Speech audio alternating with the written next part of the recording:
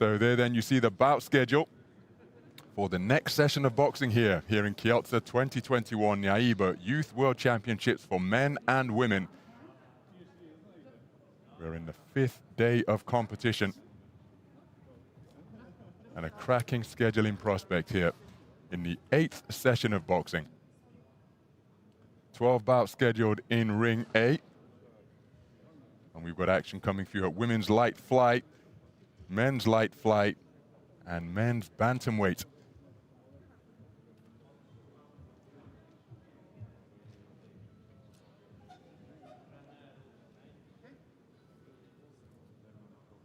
And we're going to get things underway in just a few moments' time in a clash between neighboring nations.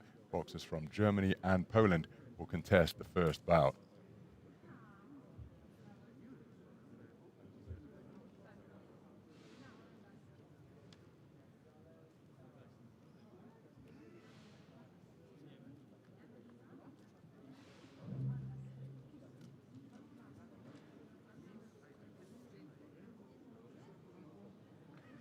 Plenty of activity backstage. Boksie, the mascot, still getting busy with the shadow boxing.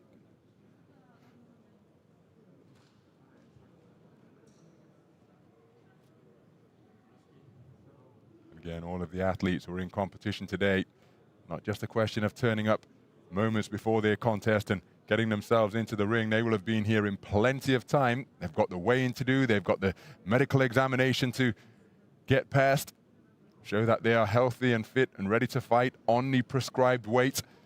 So it's often a long day for those who are competing, and of course their support teams will be here as well, ensuring that they arrive at the boxing ring in the best possible condition to showcase their talents.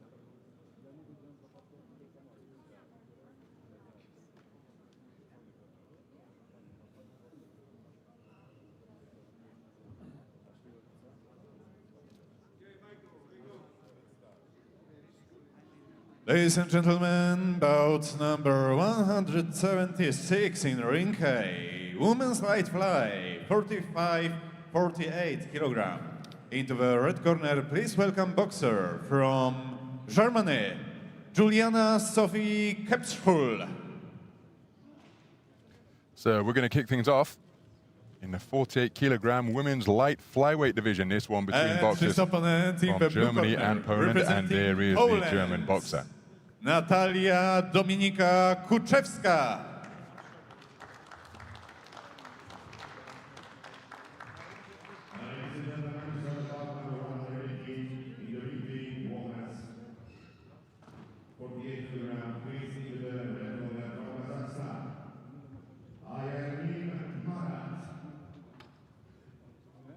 So as ever, we have 5 scoring judges seated all around the boxing ring, serving as the arbiters of this contest, the 10-point must system in effect. There is the German boxer, Juliana Kepschul, preparing for her first bout of the tournament. The Polish representative, Natalia Kuczewska, has already competed here at Kielce 2021. Referee Vadival Arginatenthan, Singapore.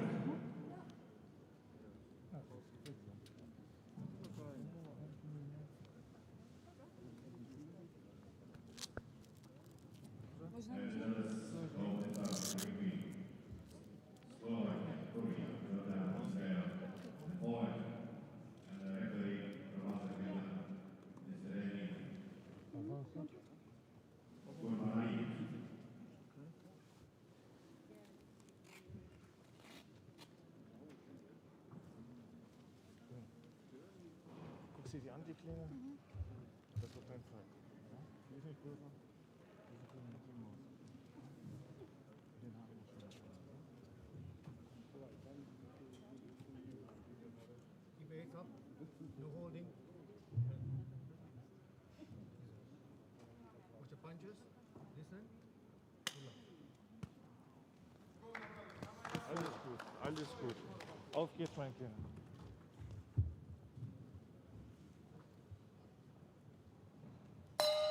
Round 1. So we're underway then. 48 kilogram light flyweight action scheduled for 3 3-minute rounds between boxers from Germany and Poland. The boxer wearing red is the German athlete, Juliana Kebschul, 17 years of age. She just scored with a long right hand to the body against the boxer wearing blue, and that is Natalia Kucheska, competing in her second contest here at Kielce 2021. A unanimous points decision winner in her first contest in what was effectively the round of 32. So this is the second round, the round of 16, 19 athletes making up this 48-kilogram light flyweight bracket. A busy start by both boxers. Kebschul looking to get onto the front foot and cut off the boxing ring against their opponent, who is up on her toes. Kucheska dancing left and right. And it's Kebschul who is stalking, invariably in the middle of the boxing ring. Kucheska bobbing and weaving. She takes another right hand to the body. Beautiful right hand left hook combination landed by Kucheska in blue. Straight right hand right down the pipe is a scoring shot for Kucheska. There's that right hand to the body once again, and Kebschul has used that shot effectively in the opening half of this first round. Oh, beautiful work to the body, and then finishing with a left hook to the head by Kucheska. Terrific hand speed in there again. You see work to body and head, finishing with a right hand between the wide-held gloves of Kebschul. Good portion of the round for Kucheska. Another right hand now, hands down by a belt line as she's getting relaxed and finding her range with just over a minute to go in this opening round. It was Kebschul who came out aggressively, but Kucheska has settled into this opening session magnificently, hitting without reply because Kebschul's attempts at counters are falling short. There's that good right hand to the body once again, and that has been the most effective shot in the repertoire of Kebschul for the entirety of this round so far.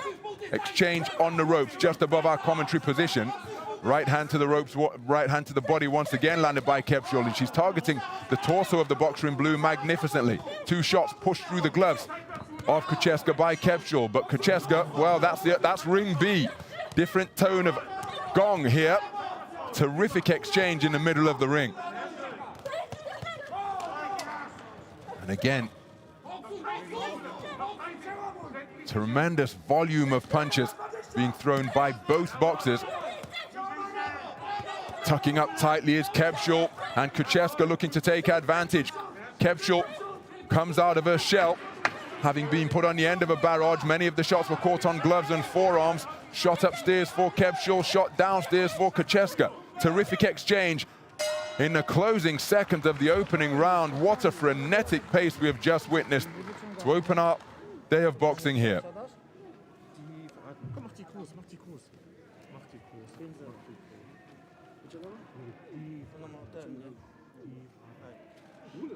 So some of the action from that first round. Kebschul started aggressively, but then Kucheska just began to find her range and scored with some terrific work to both body and head. And there you see right hook to the body, left hook upstairs, and she would sometimes expand on that to make it more than a 2-shot combination. But there you see that right hand to the body. It's a hook for Kucheska. Kebschul has been favoring a straight right cross just above the belt line. Seconds out, please.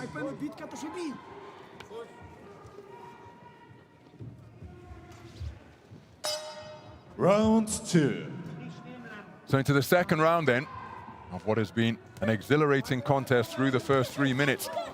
And coming out quickly to begin the second round is Natalia Kucheska, 2019 European Championships medalist, coming away with a bronze at 48 kilograms.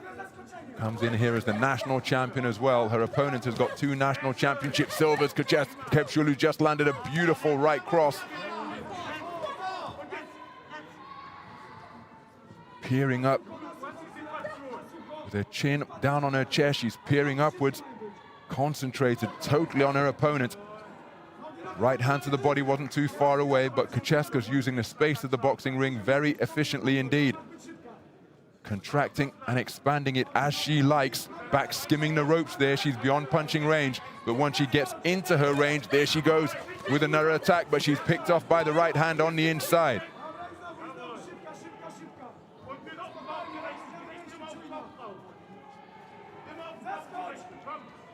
So Kocheska just looking to dictate the moments when she engages, and it's a terrific exchange where Kepschel landed a good right hand around the corner, but look at Kocheska just looking to control the tempo here. Comes forward with a flurry of straight punches. A couple of them did get through during that forward foray, but in this type of territory, this is where Kepschel has success. Beautiful change of angles from Kocheska. Right hand to the body, then switched the feet and came back with a left hand to the rib cage. Left jab, right cross success to the body for Kepschel. Kocheska looking for that right cross once again.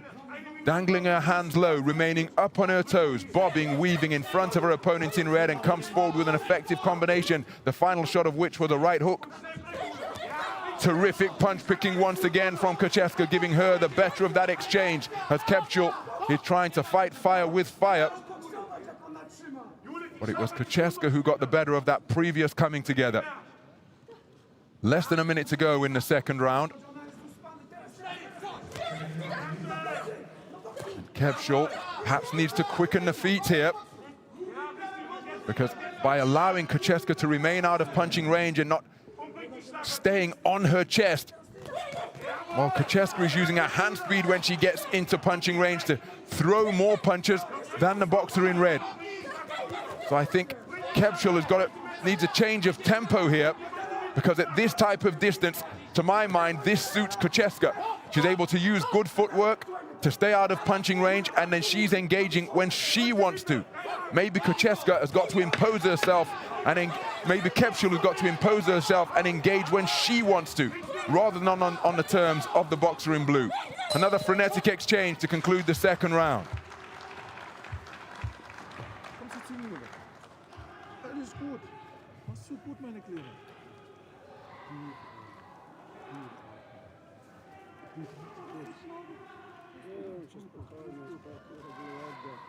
Some of the action from that second 3-minute session. Kocheska doing a very good job indeed, controlling the distance, controlling the occasions on which she elected to throw punches. Kepschel, I think she's got to up the work rate here.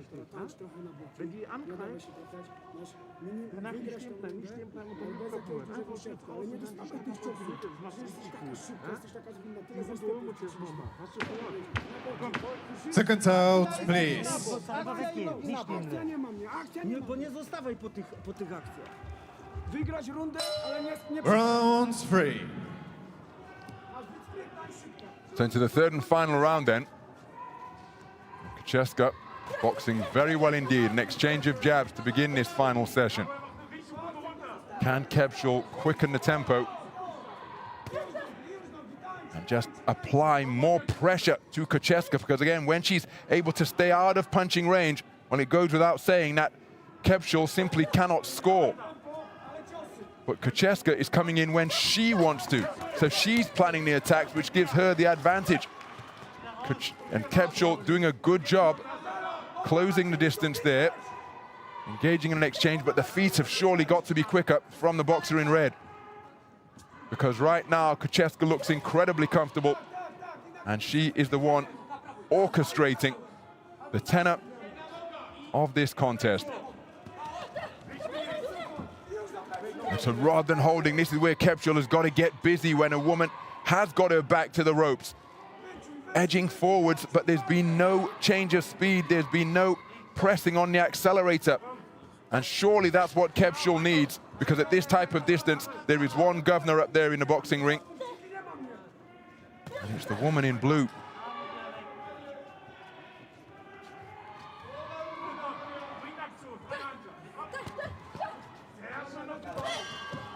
Nice right hand to the body was landed by Kepschel. It was countered by a right hand over the top from Kocheska.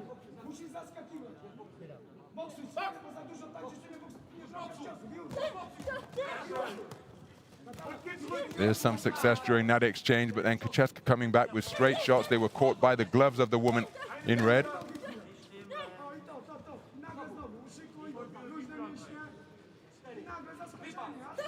And again, content to remain beyond punching range is Kocheska.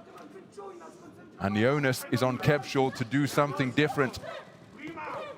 No questioning her commitment or desire, but she just hasn't demonstrated the ability to step up the pace, to increase the work rate. As Kuczeska able to land 2 shots before disengaging once again. And this is where she spent the majority of rounds 2 and 3, beyond punching range and coming in when she wants to. And you get the impression as Kepschul lands with a glancing right hand to the body, but then Kuczeska comes back with a left hook. You get the impression that Kuczeska could do this all evening long. Right-left success for Kepschul, countered by a single shot from Kuczeska. So Kepschul has always been in the contest, but I don't think she has won the contest. Another exchange has occurred in the at the ends of round 1 and 2 to conclude the bout. Very good display from the boxer wearing blue, Natalia Kuczeska. 2020 European Championship youth bronze medalist in her 2nd bout here at Kielce 2021. Surely on her way to the quarter-final stage.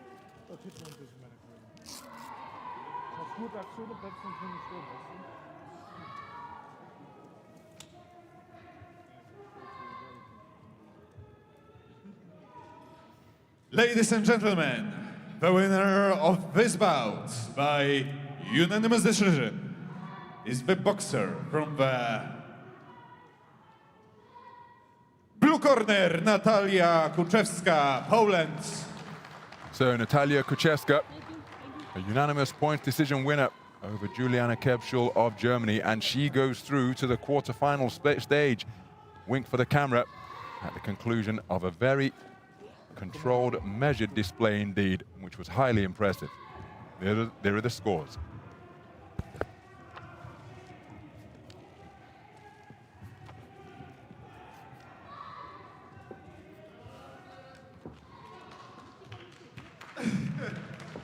Ladies and gentlemen, now it's time for bout number 177 in Ring A.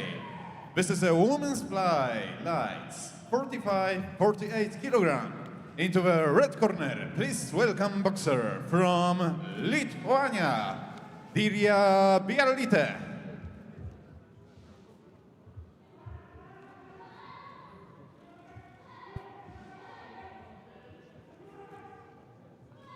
So we remain in the women's 48 kilogram light flyweight division. And this is a contest between boxers from Lithuania and Nepal. And his opponent in the blue corner, representing Nepal, Susma Tamang.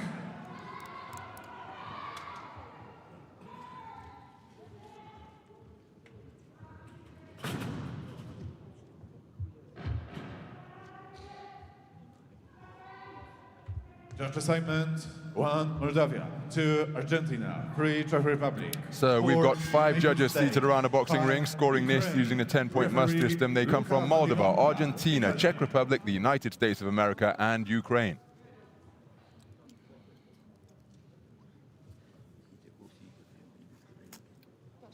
There is the Lithuanian boxer, Diria Bialite, 17 years of age, preparing for her first bout of Kielce 2021.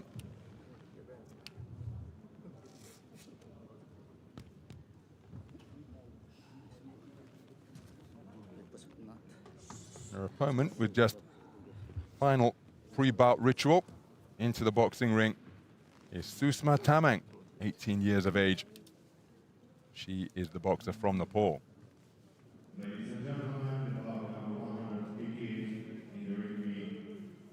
Luca Varilonga of Italy is the referee.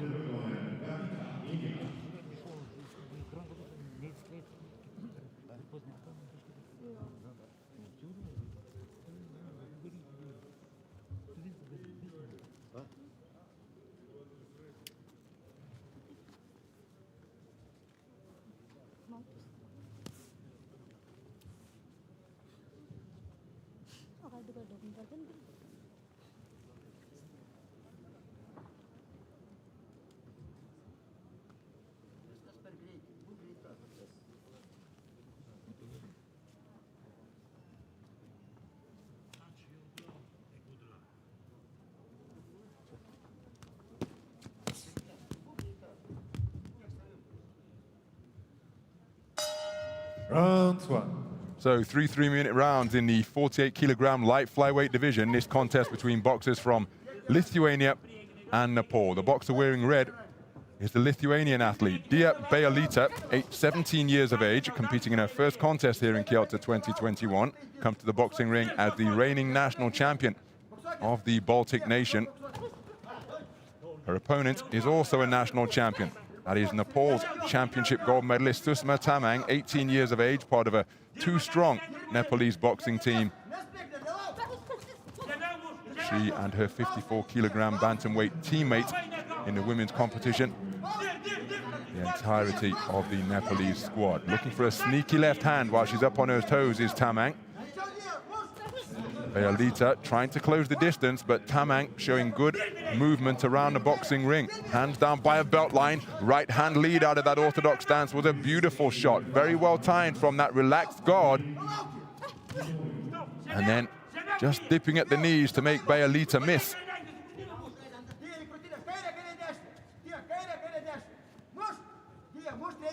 So looking for the longer left hand is Bealita, but she hasn't found a range with it yet with any consistency.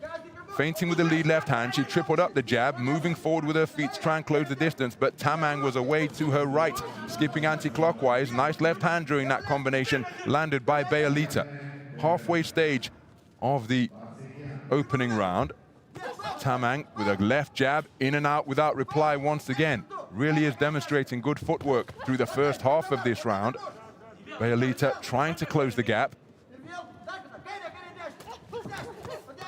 Left hook is the most notable shot from that, in that coming together from the woman in blue. Was able to land the left hook and spin off the line. Oh, beautiful right cross. It came in rapid fire, looping fashion from Tamang. A wonderfully picked punch. Trying to touch to the sternum, looking for that flashing right hand once again, looking to back up Bealita one of the few times in the contest.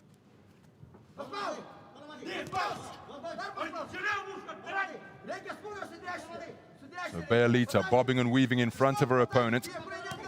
Both boxers out of range. Is a collision as the two come together. Sneaky right hand landed around the corner from Tamang. The left hook was partially blocked by Bealita. Bealita comes forward with a double left jab. The second one most certainly scored. Feinting with the feet now is Tamang.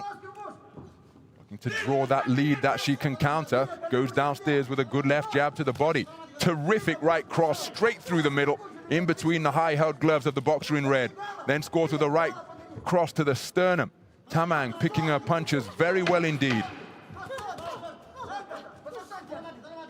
So the punch output increasing on the sound of the 10-second clapper. Both boxers scoring with lead left hands. Solid left hand landed by Bealita just as the bell was sounding.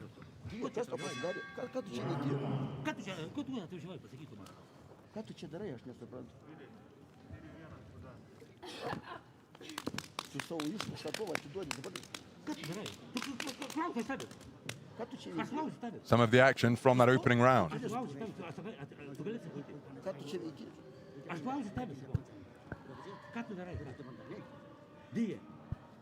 Tamang using movement very effectively and picking beautiful shots. And then able to use those quick feet to get herself out of harm's way before the reply comes from Bealita.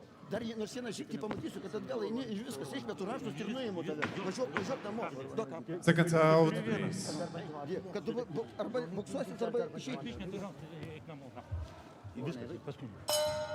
Round two. Into the second round then. Both boxers out to center ring after a very good opening round. Tamang presenting a bustling figure in front of Bealita. Again, wonderful variety being demonstrated by the Nepalese boxer, who scores with a right hand lead. The left hook that followed wasn't too far away. Dips down with a left jab to the body once more. Nice jab in response from Bealita wearing red. She's part of an 8-strong Lithuanian boxing team, evenly balanced, 4 men, 4 women. And as well as a youth success this year, she took junior national titles in the previous 2 years.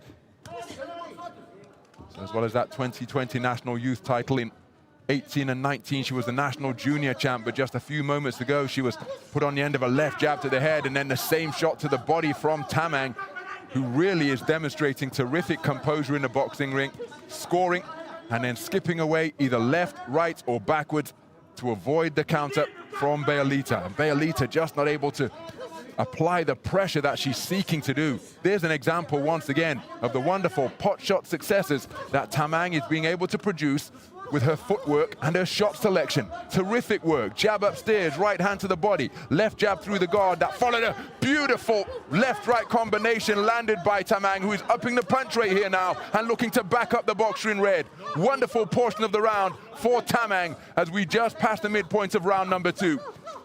You get the sense that Tamang is confident that she scores with a beautiful right hand beneath the left elbow of the boxer in red. Bealita comes back with a left jab, but she's in danger of being overwhelmed during this passage of the round. Bealita has got to get some offense away or a standing count could be forthcoming. Going through the gears is Tamang, pouring on the pressure. And the Italian referee intervenes to issue a standing 8 count. A terrific burst of activity, accurate shot selection, and Bealita appears in a bad way. Well, the mouthpiece is being pushed out. Bad body language coming from the boxer in red. She's got 49 seconds to make it back to the sanctuary of the red corner. Tamang senses that and could well be going to conclude this here in the second round. She stepped away because that's the bell from ring B, and that is a momentary respite for Bealita, who was being put under significant pressure. Tamang will look to reapply that pressure and regain the momentum she established with a brilliant period of boxing that brought about a standing count. Oozing confidence up there in the boxing ring now, Tamang. Left hand over the top, and Bealita, well, she's just looking to weather this storm and make it back to the red corner where she can recover and receive some instruction. Terrific display by Tamang, scoring with body and headshots. Left jab to the head and then a right hand with a roundhouse shot around the corner. Brilliant second round produced by Tamang of Nepal.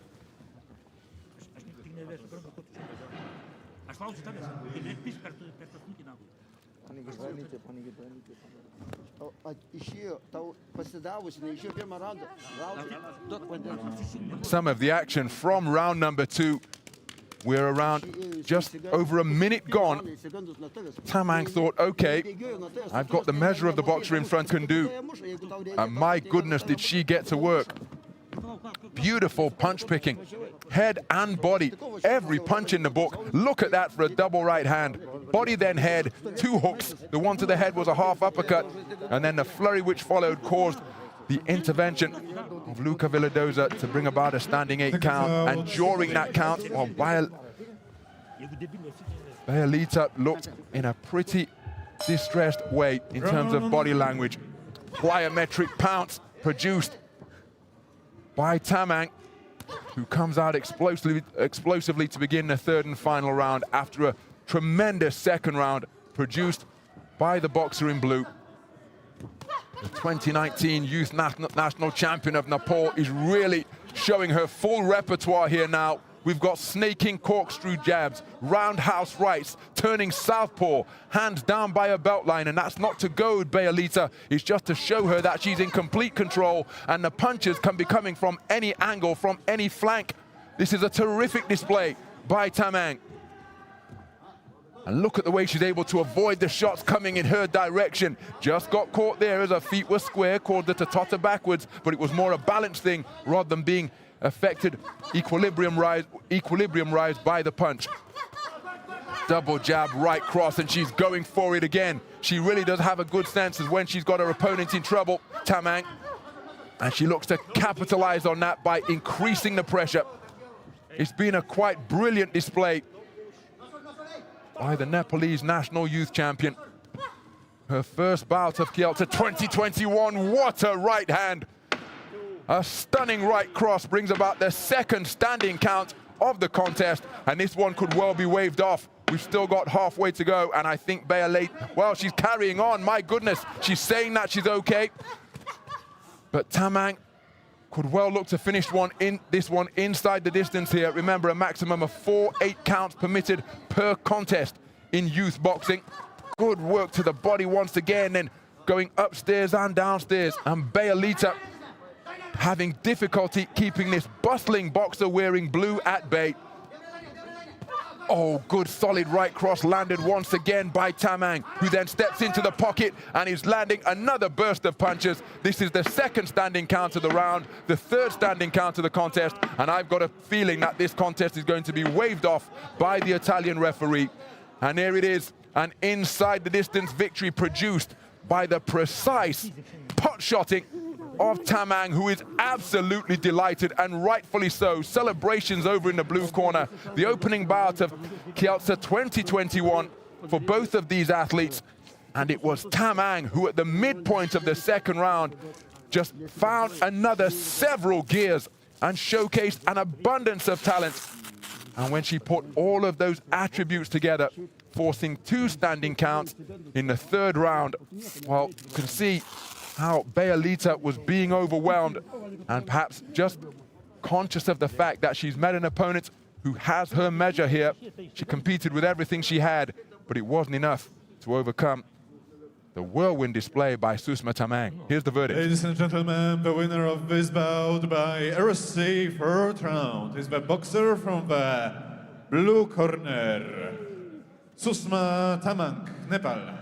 Flexing that bicep, and that left flank proved to be a very profitable area of offense indeed for Susma Tamang. So too did the attacks from the right hand. The boxer from Nepal showcasing a little bit of everything here today. Boxing on the front foot, back foot, orthodox southpaw, and wonderful shot selection where the punches were invariably accurate, unerringly accurate. She goes through to the quarter-final stage in the 48-kilogram light flyweight division.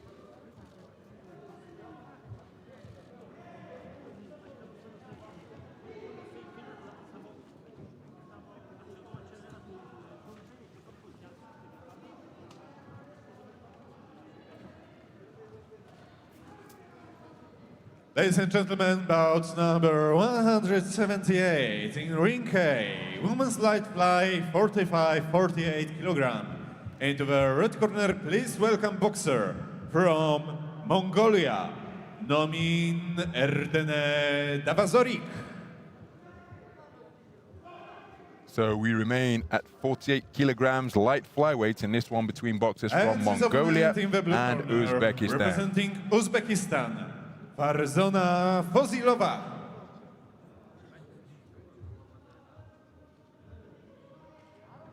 Judge assignments: 1 Hungary, 2 Malaysia, 3 Bosnia and Herzegovina, 4 United States, 5 India. Referee 9. Here then the 5 scoring judges were the arbiters of this one. They're from Hungary, Malaysia, Bosnia-Herzegovina, the United States of America, and India.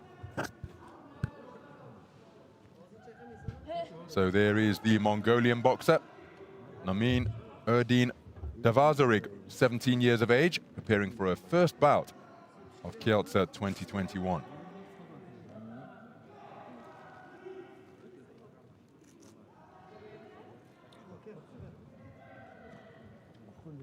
This is about 178, and her opponent is also 17. That is Farzona Fozilova. The Uzbekistan boxer. Both of these athletes in action for the first time here, having received byes in the first preliminary round.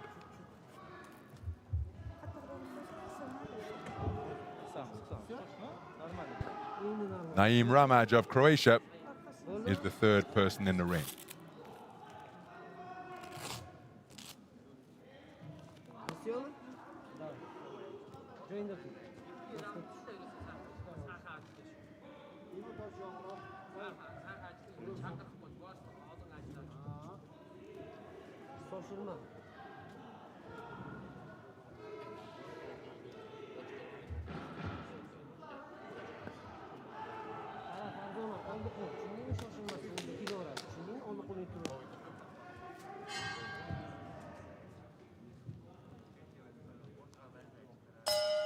Round 1. So contrasting statures between these two 48-kilogram light flyweight boxers. The taller figure wearing red is the Mongolian representative, Nomin Erdene Davazorik, 17 years of age. Her opponent Boxing for Uzbekistan. She's the boxer in blue out of the southpaw stance who scored with a good right hand to the body. And that is Farzana Fazilova. Both of these boxers come to the ring with a whole host of credentials.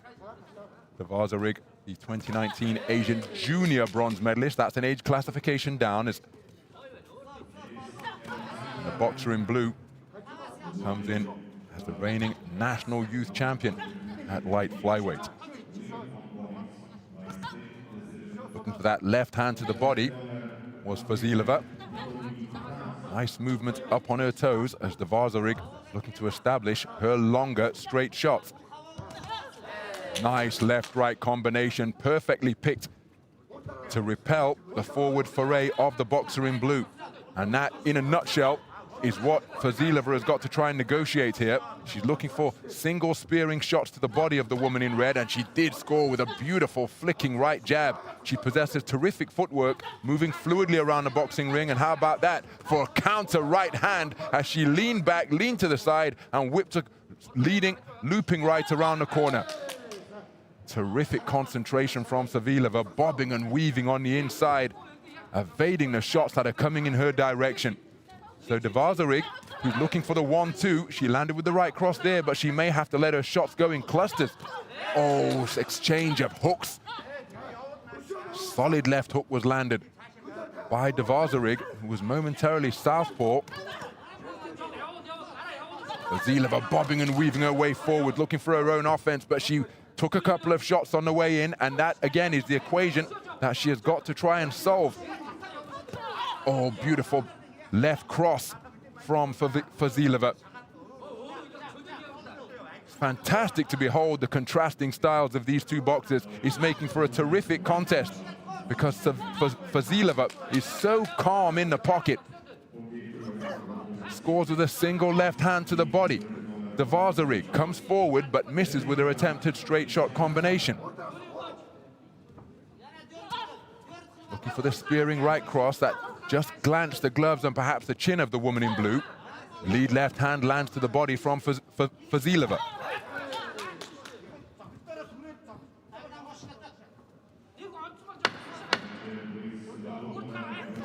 Oh, what a right uppercut, left hook combination out of the southpaw stance, and then another left cross success for Fazilova. A brilliant opening round between boxers of contrasting styles and statures.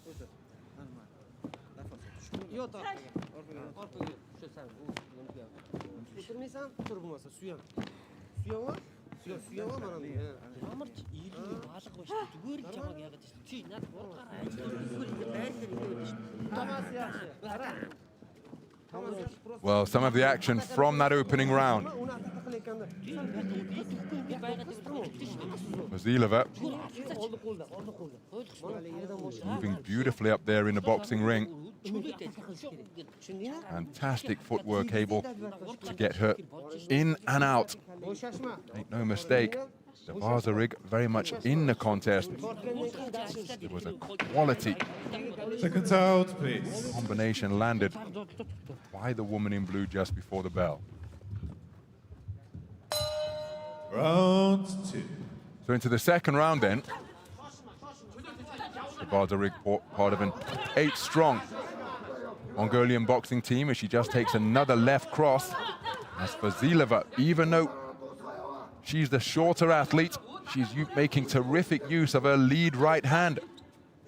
Dvařář fencing, perhaps flailing with that lead left, but the timing of Fazilova's lead jab is impressive indeed. Oh, beautiful counter left hand again, making the woman in red miss, and then a cobra quick strike, and she's done so once more with a right-left combination.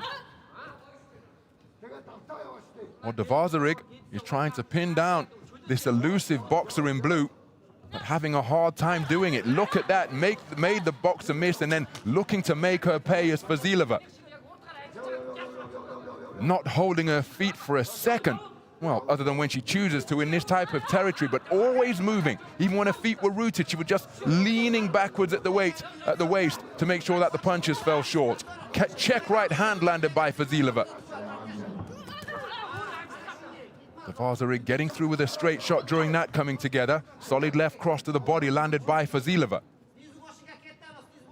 Uzbekistan are here 18 strong, 8 women, 10 men. And again, Fazilova just so cool when under fire. Leaping right hand wasn't too far away. Dvařařić tried to counter. Neither boxer finding the mark on that occasion. Exchange of backhands.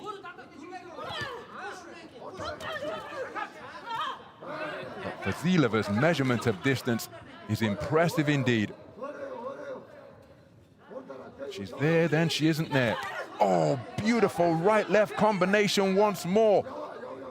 Rapid fire combination from the boxer in blue. Tucking up tightly. Behind gloves and forearms is Fazilova to repel that attack that was put together by Dvařařić. Good work to the body with the left hand from Fazilova. Left jab landed by Dvařařić, but then it was Fazilova who had the final word with another two-shot salvo.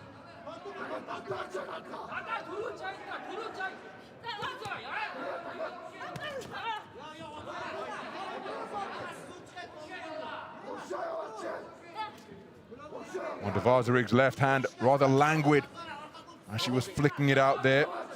Fazilova's punches far crisper, far sharper. That was a good left jab to the head by the woman in red.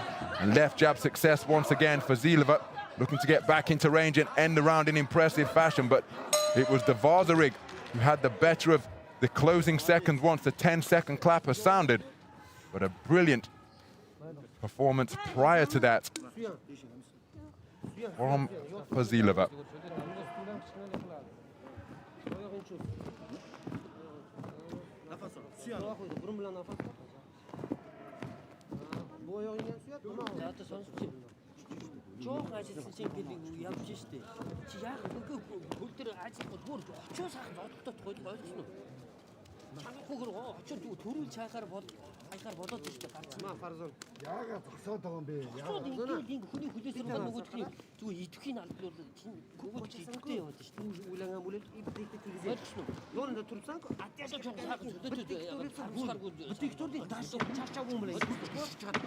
Seconds out, please.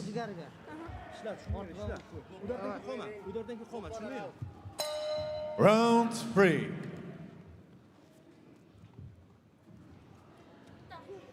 So into the third and final round then, and it's a blistering start by the boxer in blue. Punches coming from both flanks and finding the target, and Fazilova giving the impression that she's sitting down on her shots now and getting far more leverage behind them. Solid punching in the opening 20 seconds from Fazilova. Dvařařić trying to counter. Made to miss, then a glancing left hand comes over the top from Fazilova. Again, Dvařařić, you get the sense she needs to do more than she's currently doing. She takes another swift left cross once again. She has to be busier, the woman in red. Here's a good right cross landed by Dvařařić. But she hasn't been able to ruffle Farzona Fazilova, who has been as cool as can possibly be. Terrific composure up there in the boxing ring. She scores with a hard left cross to the body and then again is out of harm's way before any counter can land it from Dvařařić. Dvařařić has got to do something to up the work rate. Single phase attack, see, and Fazilova is giving the impression she can deal with those all contest long. She did take a stiff right hand there from Dvařařić, but Dvařařić has got to maintain the pressure and keep the woman in blue occupied all the time. Because single shots, Dvařařić, Fazilova's radar is magnificent, able to avoid the majority of them that are coming in her direction. Good right hand landed by Dvařařić, and a solid right-left landed by Fazilova, with Dvařařić landed a left of her own in that exchange. Again, look at how comfortable Fazilova is, dodging, darting, dancing, weaving, and comes back with a snaking right hand of the corkscrew variety, showing terrific footwork up there in the boxing ring, and Dvařařić is having difficulty pinning her down. Really is full of confidence now, Fazilova. And Dvařarík hasn't been able to make her uncomfortable. Check right hand landed by the boxer in blue.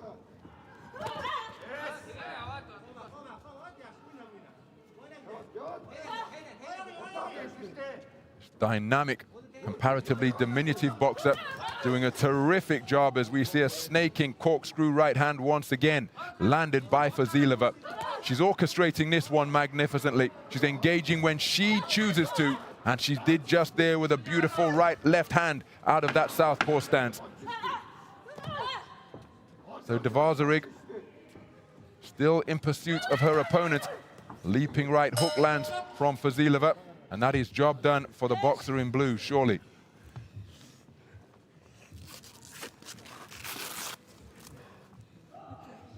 Really did begin to enjoy her work during the course of that final round. Farzona Fazilova. We just await the official announcement at the conclusion of that light flyweight contest.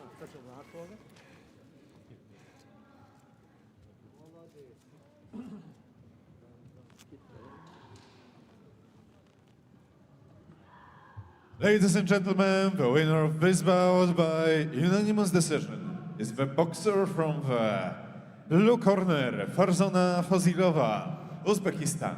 Nodding in acknowledgement of a job well done, Farzona Fazilova. A quite brilliant display to prevail with a unanimous point decision victory, and she goes through to the quarter-final stage after prevailing in her opening contest here at Kyoto 2021.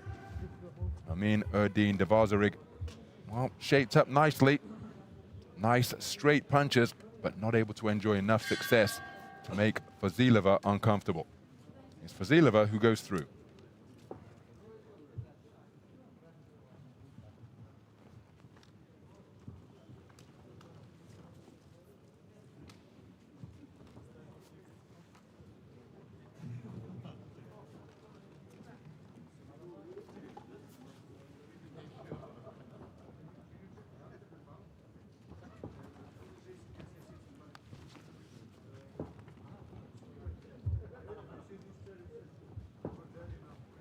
Bout number 179 in ring A, women's light fly 45-48 kilogram.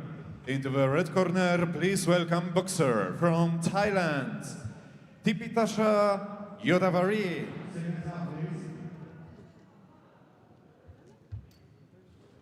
So we remain in the 48 kilogram light flyweight division, and this one between boxers from Thailand and Jordan. And his opponent in the blue corner, representing Jordan, Silina Al-Shassat.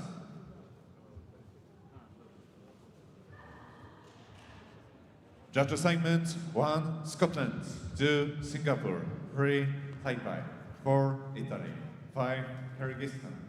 Referee Veronika Schuks, Hungary.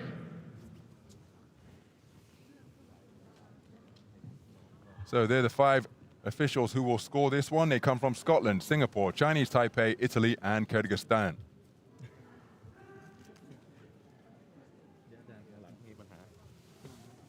So there is the boxer representing Thailand, Satchap Yodwari, 18 years of age, preparing for her first bout of Kyoto 2021, as is her opponent in the blue corner, Silina Al-Hassanat.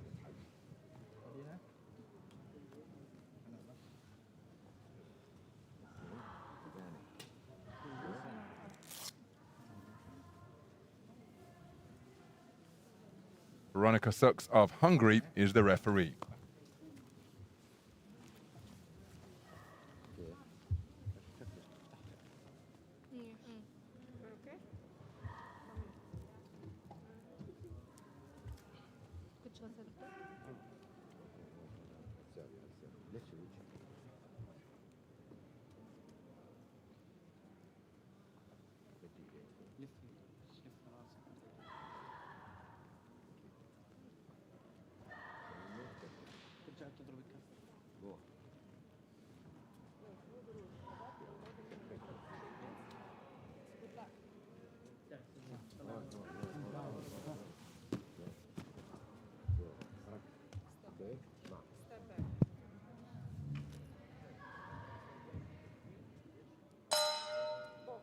Round one. So we're underway then. 48 kilogram light flyweight action between boxers from Thailand and Jordan. The boxer wearing red, boxer representing Thailand, that is Tipsacha Yodwari. And the boxer coming forward in blue, who's just been put on the end of 2 straight shots during her forward foray, is Selina Al Hassanat, 17 years of age. Took a national junior title in 2019. The woman wearing red has enjoyed continental success. Taking an Asian continental silver medal in 2019. Beautiful reverse 1-2, right left from Yodwari. And she's coming forward aggressively, is Al Hassanat. But I'm not sure she's paying that much attention to defense in this opening minute. And Yodwari has remained composed and is now beginning to pick her punches both to body and head. Snaking left hand got through during that combination, piercing the defenses of Al Hassanat.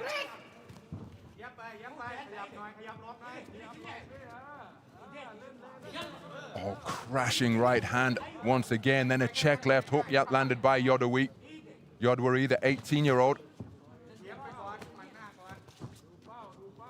Competed on the continental stage, as we've alluded to. Remember, this the first appearance on a global stage.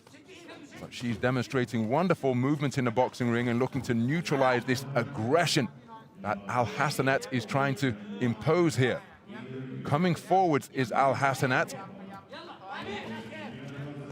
But the punch picking. Oh, now there's a trip to the canvas. Gonna have to call time for a moment. The referee, Veronica Sooks, has lost her footwear, so both boxers just instructed to return to opposite neutral corners.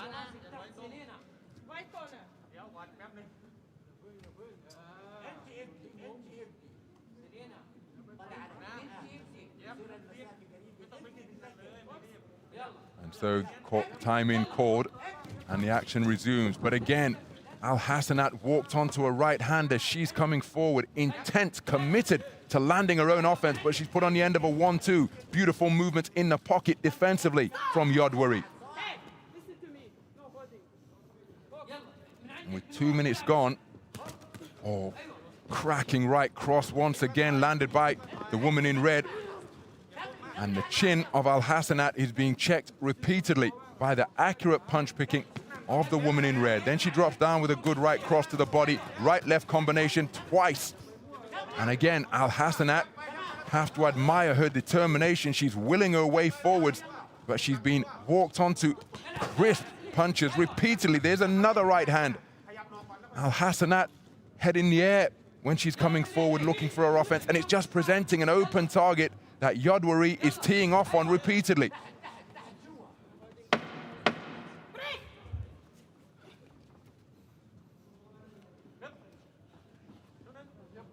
So closing seconds of what has been a very good first round for the woman in red.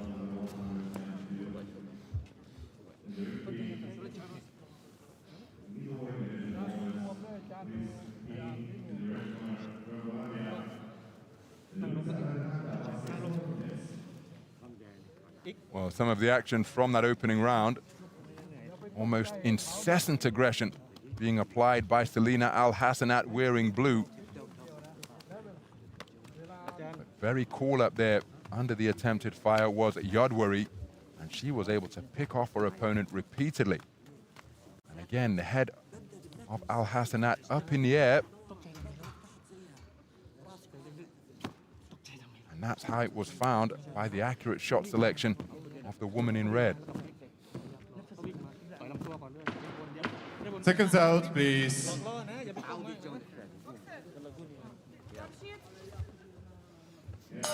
Round 2. So into the second round then. And can Al Hassanat just tighten up defensively? Because again, look at the amount of scoring punches landed as she is coming forward. And there are, of course, some boxers throughout history who don't mind or indeed settle for taking punches to land their own.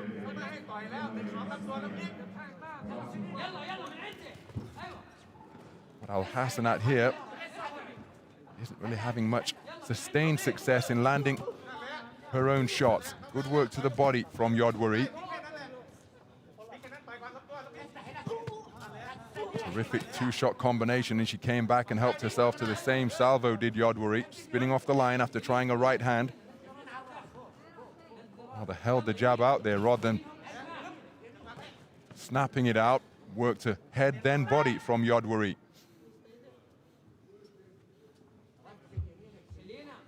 And it's the belt line and the binding that needs some attention. I think that jersey may need tucking in a little bit as well, just to ensure that the belt line is visible. Well, no. Happy to continue. At the top, billowing over the top of the waistband.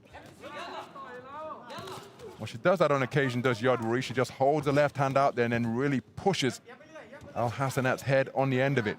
But of course, when it turns into the heel of the hand, as she goes down to the body to good effect, that of course not permitted. Well, beyond the midpoint. And again, there's what we were just referring to, holding out the left hand as a measuring stick and turning the heel of the hand and the palm of the glove into the face of her opponent.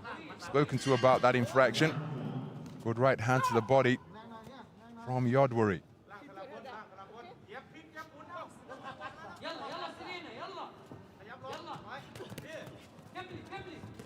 So Yodwari just looking to re-establish her accuracy, and she did so with that right cross there.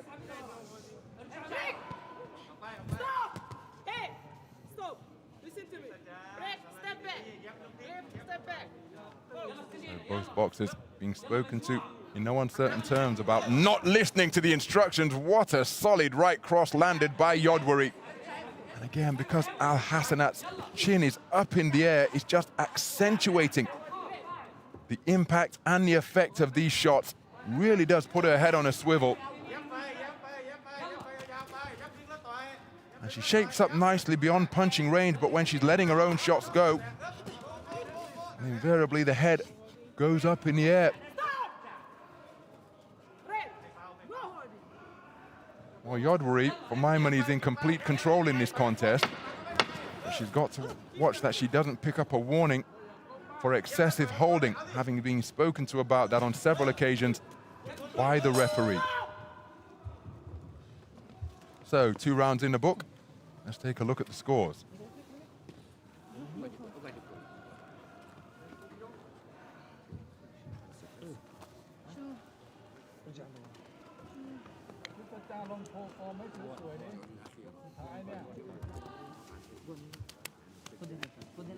Again, during the course of these replays, we can see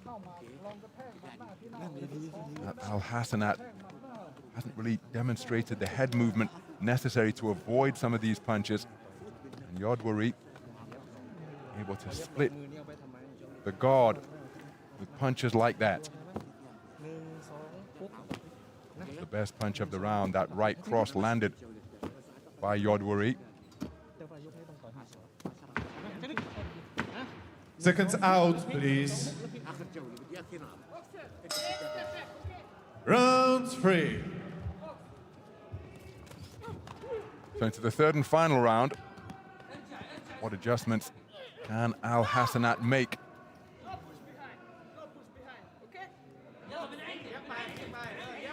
Left jab success once again from Yodwari.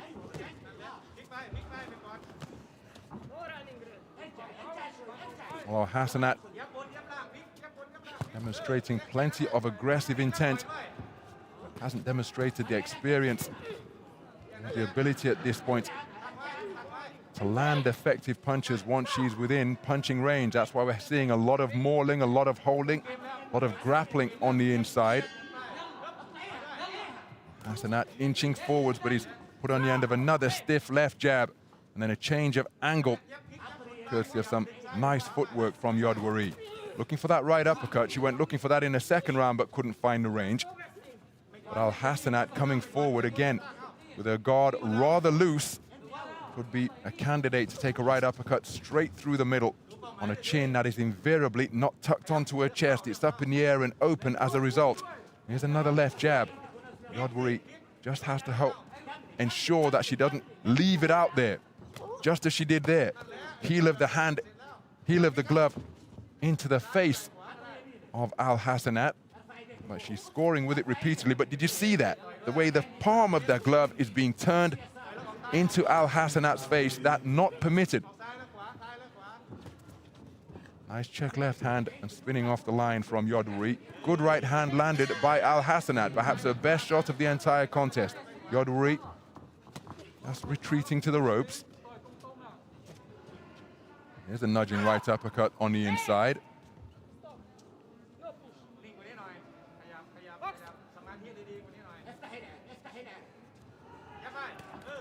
Nice left jab landed once again from Yodwari.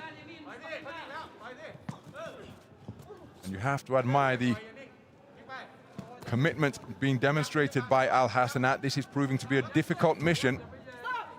She's demonstrating no lack of desire, continuing to come forwards, continuing to try and go in pursuit of victory. As another right hand lands for Yodwari. And remember, this is a youth championship. And all of these boxers at different stages of development. And assuming that her confidence isn't too badly dented, conclusion of what is likely to be a defeat on the scorecards. Well, Al Hassanat, this is a tremendous learning experience. Already demonstrated that she's the best in her nation, having come away with that junior title at the lower age classification, but here competing on the world stage, and this will undoubtedly make her a better boxer, even though the result is unlikely to go her way at the conclusion of that contest. Very composed performance by Yodwari.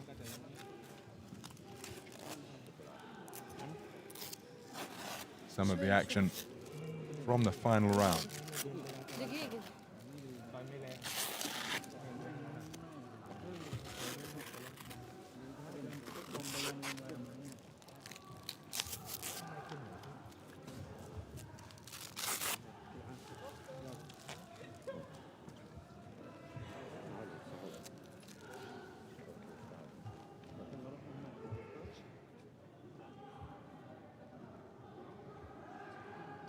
Ladies and gentlemen, the winner of this bout by unanimous decision is the boxer from the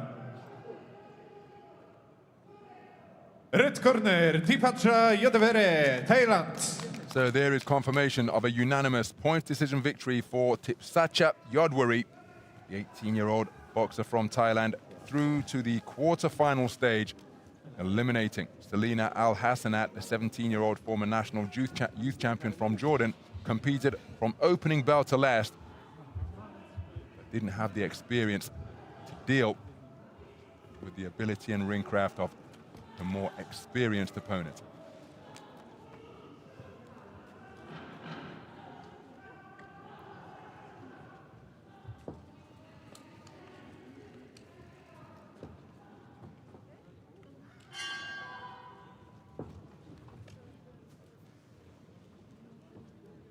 So that's what's taking place backstage here at the Hala Legionov. Men's light fly, 46, 49 kilograms. We turn our attention into the red corner to the men's tournament now. Boxer from Azerbaijan, Nijat Huseynov.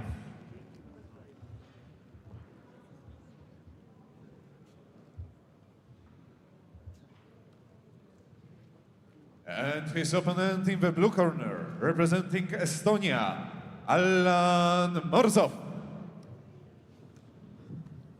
So we're in the 49-kilogram light flyweight division for men. It's the same weight class as the tournament we were just watching for women, but there is a kilogram difference. Men's light fly is 49 kilograms, women's light fly is 48. And here are the 5 judges who will be scoring this one. They're from Ukraine, Argentina, United States of America, Moldova, and the Czech Republic. Maslan bin Amzak, Malaysia. So there is Nijat Huseynov, 18 years of age, preparing for his first bout. Whereas for Alan Morozov of Estonia, this is his second bout of the tournament, having prevailed over Salvatore Di Noto of Italy with a unanimous points decision victory to progress through to the round of 16 here in the men's light flyweight tournament. Mazlan bin Amza is our referee.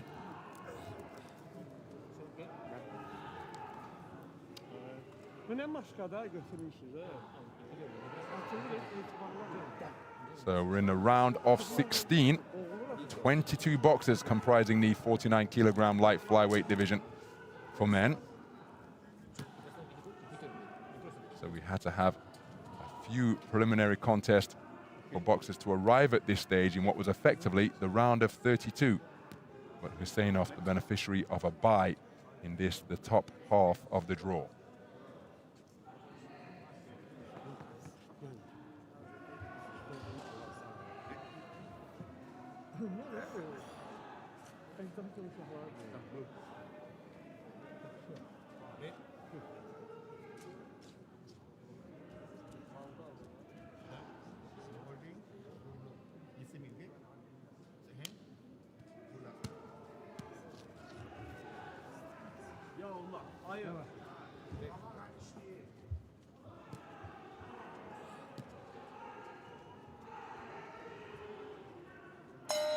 Round one. So this contest is between two 18-year-olds. The taller figure wearing red is the Azeri boxer representing Azerbaijan, Nijat Huseynov, 2018 junior national gold medalist, down at 44 kilograms. You can see very tall individual at the weight, so clearly still growing. He's facing off against the reigning national youth champion of Estonia. That is his fellow 18-year-old Alan Morozov. You can see he's using quick feet in that southpaw stance to close the distance as he looks for an overhand left. It's almost countered by a right cross. Both boxers quickening the tempo pretty sharply in the first minute of this opening round. Remember, it's the first bout of the tournament for the man in red. Morozov has already had the experience of competing under the lights here at the Hala Legionov. There's a good left cross landed by the man in blue as he came forward with quick feet. Huseynov looking for a right cross of his own, looking to get as he lands a solid right hand to the body. Same shot once again as Huseynov was looking for the left hand over the top. Terrific exchanges at mid-range as well, and that is why Morozov has been able to have his own success. Huseynov with an advantage in height and range and reach, but he's happy to accommodate his man in a tear-up and puts him on the end of a stiff right hand there. Oh, that's a beautiful right uppercut, but then a left cross in response from Morozov. What a tear-up in the opening half of this first round. Morozov working away with his free left hand. But Huseynov looking to impose himself on the proceedings here. Backed up by a left cross, but now standing his ground and comes forward behind a left jab. Physical on the inside, pushes his man off with the shoulder. That's illegal, but he got away with it. And now it's back to range. He scores with a left jab where the arm didn't fully extend. Looking for that arcing right across over the top, but it was off target, Huseynov. Made to miss by a nice defensive move from Morozov. Morozov bobbing and weaving in front of his man, comes forward with a right-left combination, but was countered by a right cross after his salvo was wide of the target. Whipping right hand to the body from Huseynov is countered by a left over the top from Morozov. Huseynov really looking to apply the pressure to his more compact opponent.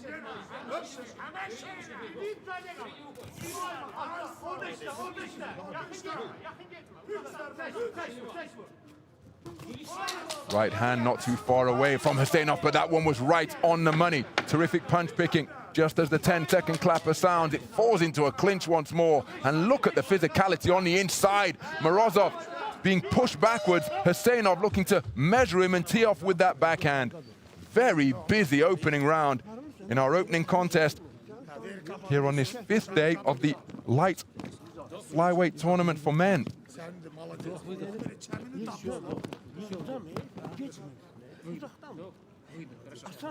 Some of the action from round number one.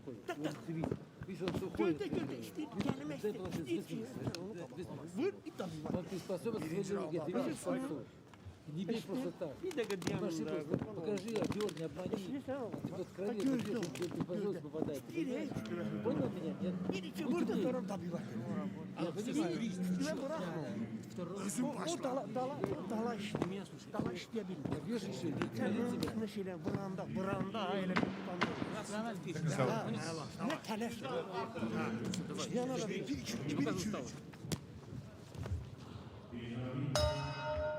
Round 2. So into the second round then. Very physical, competitive opening round of boxing over the course of the first 3 minutes. Huseynov representing a 9-man Azerbaijan boxing team. They've got athletes in every weight class except super heavyweight. As for Morozov, he's part of a 5-strong Estonian squad as he takes a hard right hand to the body and then right hand over the top as he was looking for the southpaw left to the torso of the taller figure in red. And again, picked off by the accurate right hand once again. Huseynov just thrusting out his mouthpiece with his tongue. He'll have to watch that that doesn't get dislodged. And I'm not sure in that type of posture, he's actually doing what it's supposed to. And he's got some problems with his trunks. I said there's no super heavyweight in the 9-man Azeri boxing team, but I think these shorts look as though they belong to a super heavyweight. Just a few problems with the waistband. Sliding over the slim hips. Oh, that's a beautiful right cross from Huseynov. He's looking to establish that right cross against the southpaw. Morozov trying to get his way back into punching range, bobbing and weaving in front of his man. Another hard shot landed by the man in red. Good left hand to the pecs, landed by Morozov. Landing on the right flank of Huseynov, but then Huseynov comes back with a right cross. He's whipping in a right hand bolo shot to the body now. Morozov responds with the same from his backhand. Nice movement from Blue. He's got to be careful he doesn't dip beneath the waistband. There's a hard left hand to the body by Morozov, but he's countered by a right hand over the top from Huseynov. And Huseynov again with the final word with that glancing right cross that he landed. He's using that shot very well indeed. There it is once again. And there's that mouthpiece pushed out, not protecting his teeth in that posture. Takes a good left hand to the body. And he's been doing that from pretty early on in the contest. Now, if you're familiar with the sport, you wear a mouthpiece, it does require an adjustment in breathing. But of course, that's why so many boxers train in the gum shield so they can get used to breathing with the implement in place and as it should be. But Huseynov is content to thrust it out. And going forward with more single shot success. Good left hand to the body from Morozov, but it was countered again by Huseynov. So first and third boxing from the man in red. Oh, that's a low blow. It was whipped in right beneath the belt line, and there's right on the belt line again. And again, digging those shots into the stomach, and it brings about a standing count. Well, the white belt line indicates whether a blow is fair or foul, and Huseynov was just tattooing the torso of the man in blue, whipping in shots repeatedly downstairs against his more compact opponent. There's a right cross upstairs, followed by another shot to the body. Has he sensed a vulnerability there? Because those body shots were doubling the man in blue over. Pecking right cross landed by by the man in red just to conclude the round. And what a round from the man in red.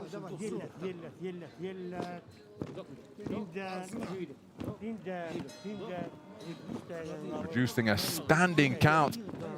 A terrific burst of body shots.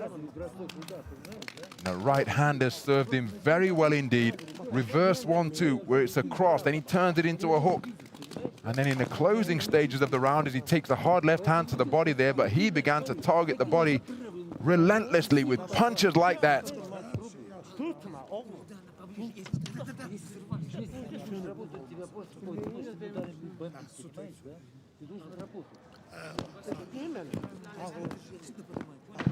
And those shots right around the belt line. Seconds out, please. Testing the abdominals of Morozov. Round 3. So we're going to the third and final round. The man wearing red has all of the momentum in his sails.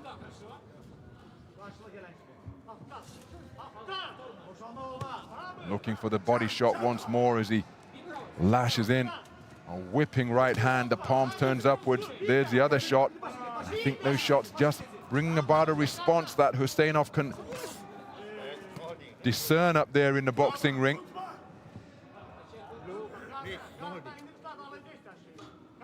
So Huseynov looking to target it repeatedly. Threatening with that lead left hand, the right hand cocks, and he drives it through with a solid, stiff right cross onto the chin of Morozov, who's just finding it increasingly difficult here.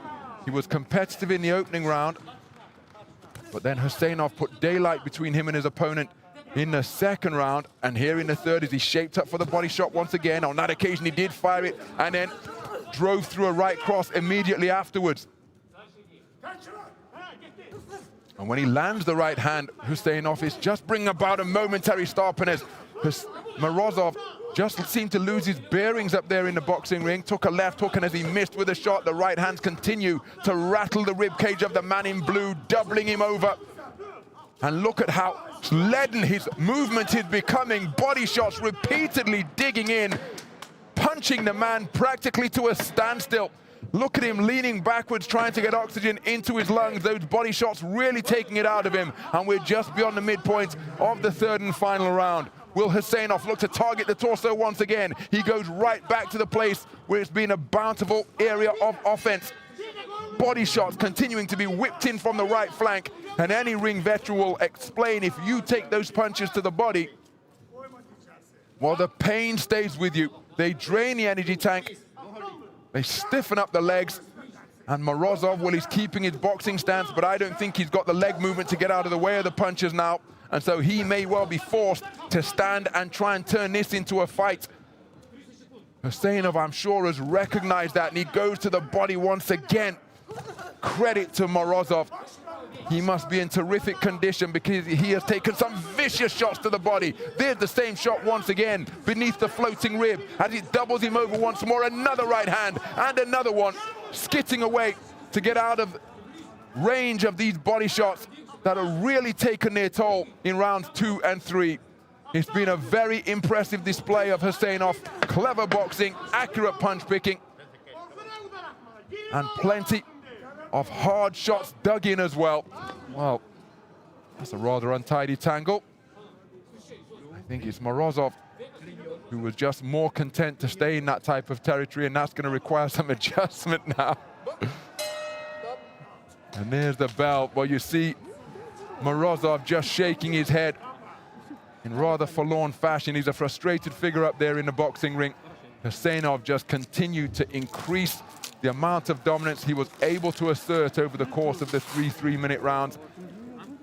That's where Morozov lost his bearings and was handed a half hook, half uppercut from the left hand. But that was how Huseynov really turned this around. Body shots being dug in right around the belt line, and they had a pronounced effect which was noticeable. Huseynov continued to target the torso. Dominant display by him. Let's get the official verdict.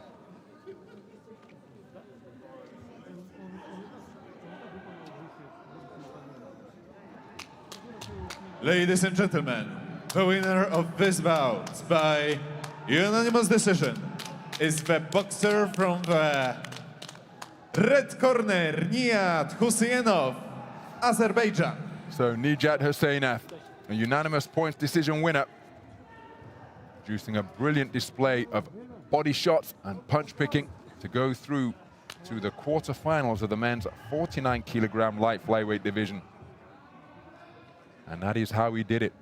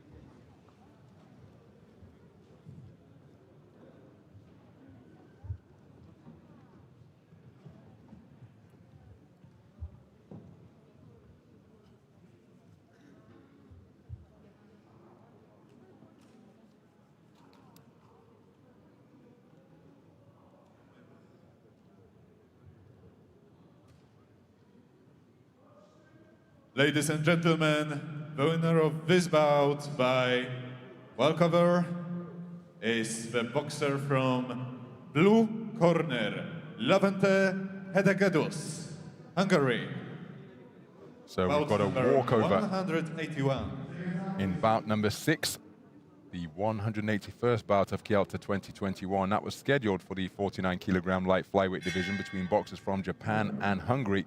But Kazuma Arataki not able to make his way to the boxing ring, the 18-year-old, and so it is Levente Hedegedus Ladies and of Hungary gentlemen, who bout goes number through to the quarterfinals on a 182 walkover. in ring A, men's light fly, 46-49 kilogram. Into the red corner, please welcome boxer from Thailand, Rithamon Sangkasabang. So we roll on to the next bout. We remain in the 49-kilogram light flyweight division, and this is between boxers representing from Cuba, Thailand and Cuba. Islan Barrera Aura.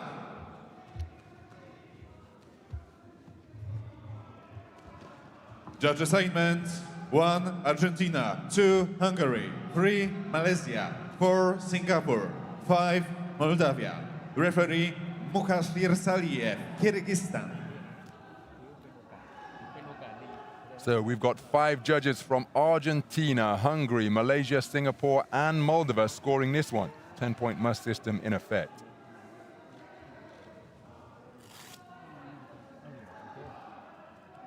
There is the boxer representing Thailand, preparing for his first bout of Kyoto 2021.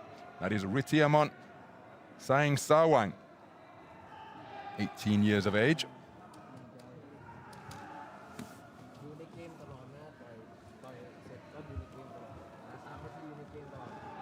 And his opponent in the blue corner is his fellow 18-year-old Islan Barrera Aura, a Cuban boxer preparing for his second bout of Kyoto 2021, Mukhashir Saliev. Is our referee, a man from Kyrgyzstan.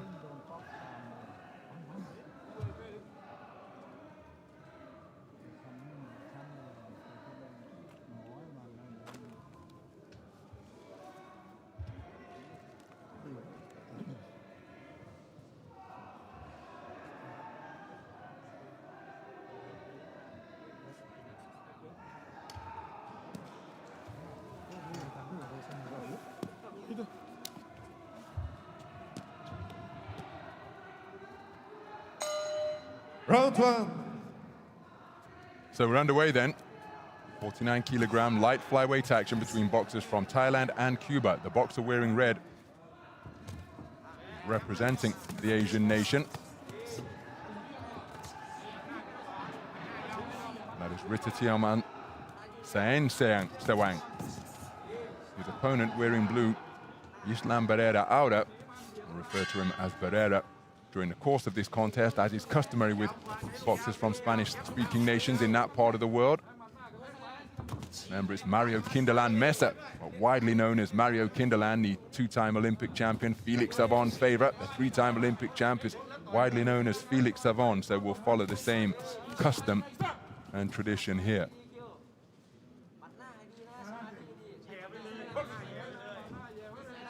So Sangkasabang just looking to establish his longer arms and reach and range, but quick-footed attack to close the gap and land with a right hand by Barrera. Lead left hand is off target from Sangkasabang. Good right hand to the body, but hitting and holding from Barrera. Held him with the left and hit him with a right uppercut to the torso. Sangkasabang keen to get back into the fray. Snaking left hand, not to the body, not too far away. That's a good right hand over the top from Sangkasabang. Nice right cross through the guard from Barrera, who raised that glove. Just indicating to everybody here watching that he feels that was a successful offensive attack. Nice left jab landed by Barrera. Again, using quick feet and timing to make up for the lack of inches. Good right hand on the retreat landed by Sang Sawang. During that coming together, it was an exchange where both boxers had success. Neither boxer listening to the command of break or stop, continuing to trade punches despite the intervention of the referee. Right hand attempted over the top was long from Sang Sawang. That check right hand a little closer. And Sang Sawang says, okay, you want to celebrate successes, I'll do the same thing. Tucking up behind high-held gloves. Barrera. Nice left hand of the sneaky variety landed by Sang Sawang, and then a single right cross. Good right hand to the body landed by Barrera, but it's going to have a point taken for holding. My goodness, that has really changed the complexion of this contest. Barrera Aura can score no more than 9. Whatever score he gets, a point will be removed because he has had a warning for excessive holding. He lands a cracking right hand twice during the course of that exchange. First and third boxing from the man in blue to conclude the opening round, but Sang Sawang celebrating exuberantly after that opening round.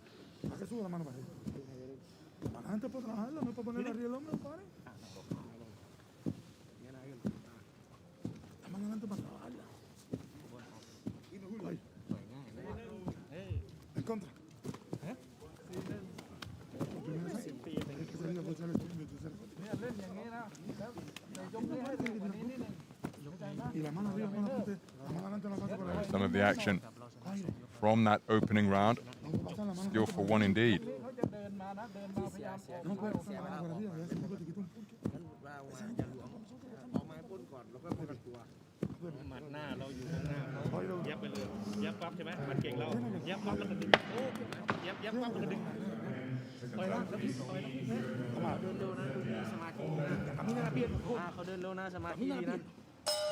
Round 2. Well, into the second round then, and just look at the urgency with which the man in blue has come out.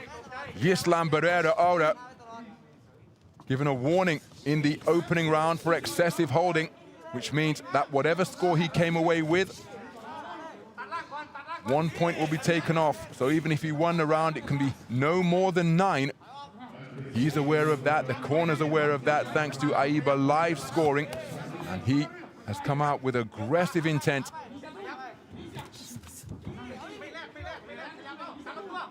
So Sang Sawang remaining composed, and he digs in a terrific left hand to the body, then catches Barrera with a left hand as the boxer in blue was trying to retreat, making good use of his greater range and reach as he turned southpaw, scored with a spearing left cross to the body.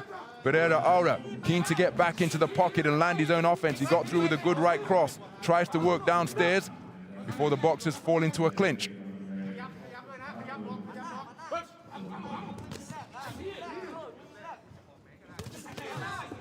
Cuffing left hand landed by Barrera Aura, was countered by a left hand. Both of the shots, though, landed with the inside of the glove, but that one was a knuckle part of the glove. Correct shot with the left cross from Sang Sawang. And he really is making good use of his attributes of range and reach. Oh, well, a point's gone the other way. So we've had warnings in each round, both for the same breach of the rules of excessive holding. So Sang Sawang, whatever score he gets, 1 point will be removed. Make no mistake, this is a competitive second round so far, but in the event that he wins it, he's put on the end of a left-right combination from Barrera, and Barrera targets both body and head, pushing Sang Sawang toward his own corner. Sang Sawang made to miss, as Barrera Aura looking to increase the pressure, maintain the pressure. Back onto the front foot, the shorter boxer in blue, and it's another left-right combination, then crashes the right hand into the stomach, but the blow was deemed low. Good left hand in response from Sang Sawang. Barrera responds with the same shot. Terrific punch picking from both boxers. Barrera with a very good portion of the round, getting the better of these exchanges for my money. Less than 30 seconds to go as he lands a right uppercut, catching Sang Sawang on the retreat. Sang Sawang responds with a left jab. He turns southpaw once again and lands with a left cross out of the port-sided stance. Barrera Aura looking to get back into his own punching range. Walks into a single shot from Sang Sawang, who's looking to spin off the line and get back to the space of center ring. Lands with a straight shot, but a right hand over the top is landed by Barrera. Closing seconds of this round. Action in the neutral corner just above our commentary position. A very good round indeed. Now remember, Sang Sawang has had a warning in the second round for holding.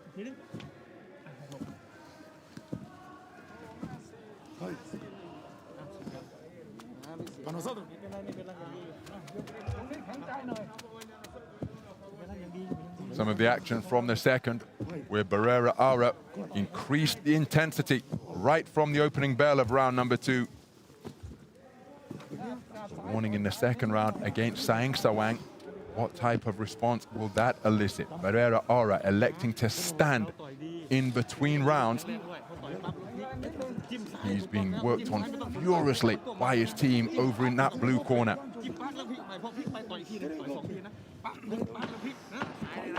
Seconds out, please.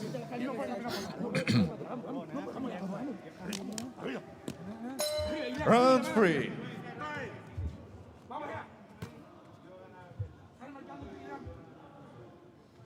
Well, too much water on the head and the torso of Sang Sawang. So he has to get toweled down.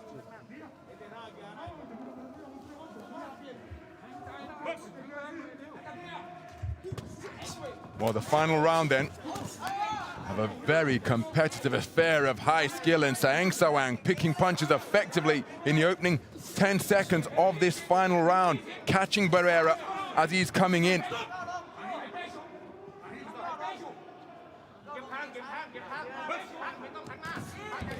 Lead left hand was off the mark. The counter right hand perhaps a little closer from Barrera. Referee allowing the boxers to work away. Now remember, each man has been warned for holding. Each man has had a point taken off their scorecards as Barrera lands with a flashing left-right combination. Dropping down to the body, Sang Sawang. It's untidy. Charged to the canvas by Sang Sawang is Barrera. Gloves have to be wiped clean. And the boxers are going to have to watch how they conduct themselves here. Nice left jab landed by Barrera. Minute gone in the final round.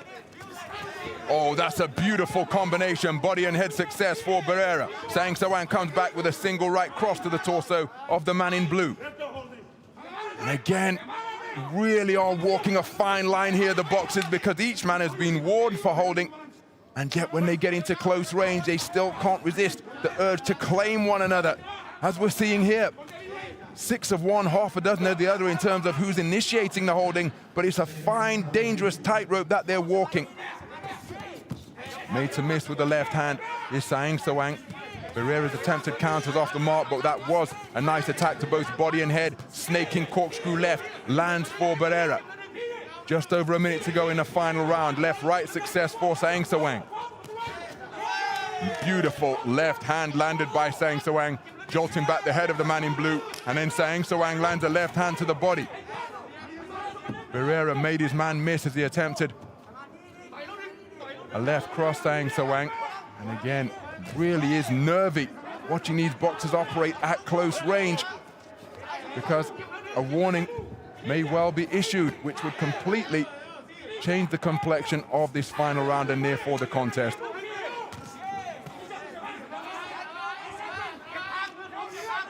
So who can produce some sustained quality in this final 30 seconds to try and convince the ringside judges, the 5 of them seated ringside. Oh, dear me. Well, it's going to be a point each way. So it's still parity. So the contest still up for grabs.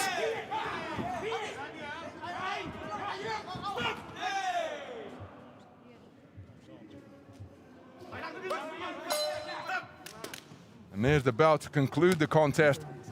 A very competitive one indeed. Some of the action from that final round.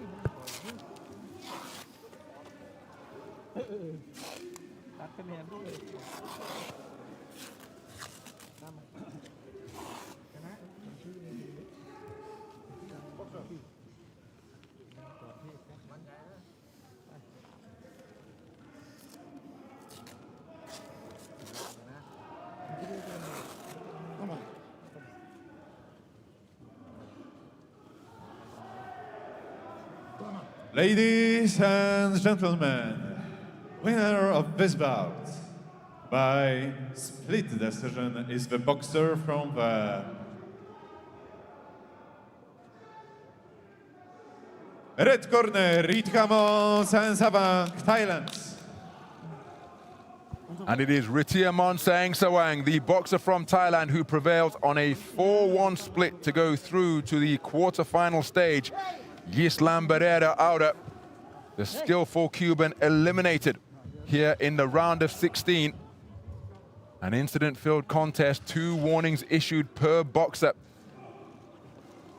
each one for excessive holding. And it is Barrera who has been eliminated, the 2019 National Championship Youth Gold Medalist of Cuba, take no further part in Kyoto 2021. And it is Sangsawang who goes through to the quarter-final stage.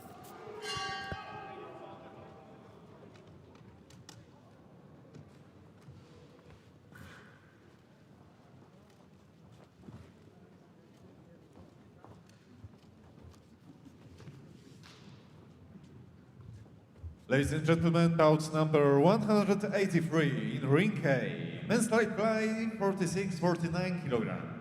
Into the red corner, please welcome boxer from Kyrgyzstan, Avarasan Kotsiev.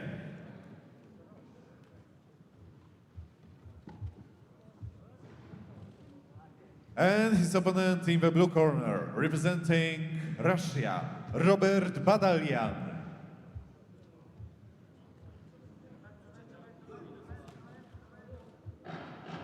Seconds out, please.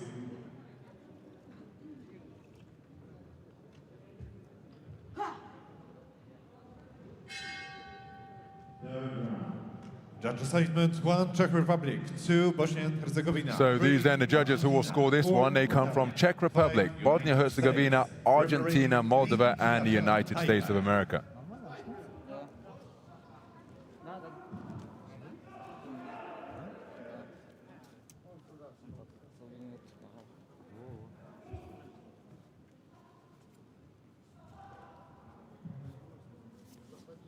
Here is Anvajan Kodjev, the man representing Kyrgyzstan, 18 years of age, preparing for his second bout of Kyoto 2020. Robert Baldalian received a bye in the first preliminary round, so this will open his tournament here at Kyoto 2021.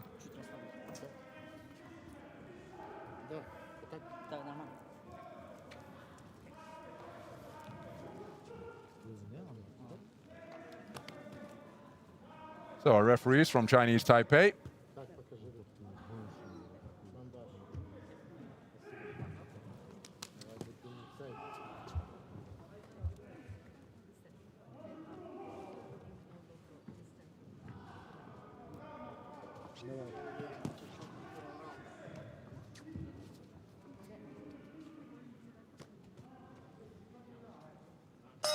Round 1. What a fascinating contest we have in store here. It's between boxers from Kyrgyzstan and Russia. Shorter figure wearing red, who has just scored with a good right hand after a couple of jabs, is Anvajan Kodjev, 18 years of age, national junior champion of Kyrgyzstan in 2018. And in the 2020 National Senior Championships came away with a bronze at 49 kilograms, despite being just 18 years of age. His opponent, the taller figure wearing blue, is the Russian representative, also 18 years of age. And he comes in as the reigning continental champion, taking European gold at 49 kilograms in the tournament last year. Also claimed national championship gold that year. He's just put on the end of a right cross. But this contest between boxers have incredibly contrasting statures, different skill sets.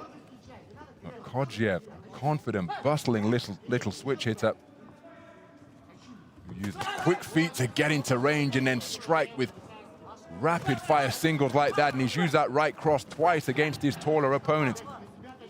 Baldalian looking to establish his range and reach, but the speed of Kodziev is a terrific attribute.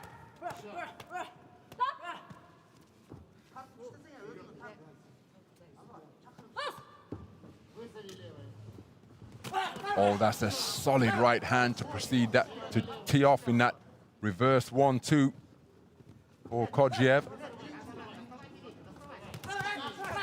He didn't really fully commit to that right hand seemingly, Kodziev, but it was first and third boxing from him. Badalian having success to the body in between the first and final word produced by Kodziev.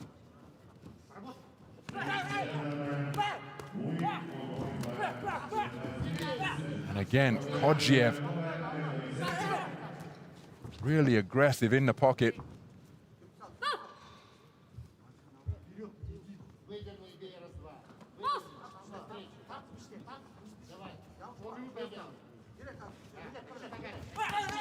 Beautiful counter 1-2 landed by Badalian.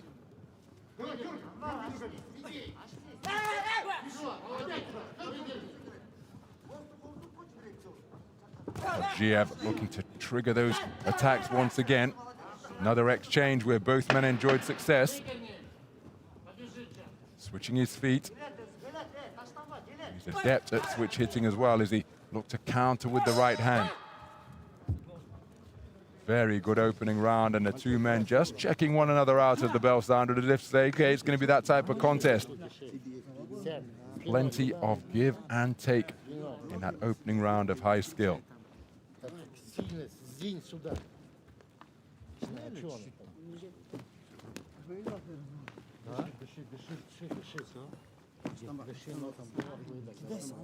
Смотри, вытаскивай его.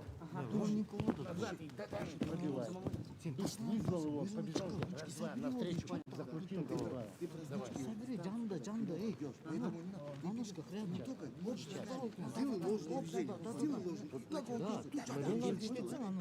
Напрягаешь, понял? Да. Немножко прибавляет. Ты понял, да? Seconds out, please.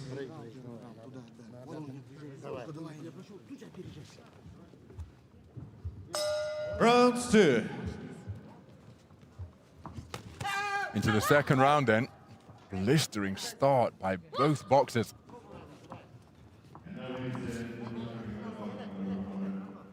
So feinting with the lead hand. Frenetic activity once the boxers get themselves into punching range. Badalian, just as he did there, looking to use straight shots, which will be beyond the punching range of Kodziev. Kodziev just falling short, didn't carry his feet with him on that attempted single shot to the body. Right hand around the corner is a nice shot by Badalian. Russia, one of the four nations here with a full-size, full-strength boxing team, 10 men, 10 women, boxers in every weight class, and that's a beautiful check right hand landed by Badalian. And with Kodziev looking to close the distance, just being run onto shots here in this second round. Looking for the same shot once again is Badalian. 2020 European Youth Championship gold medalist here on the global stage for the first time in his career, as is Kodziev.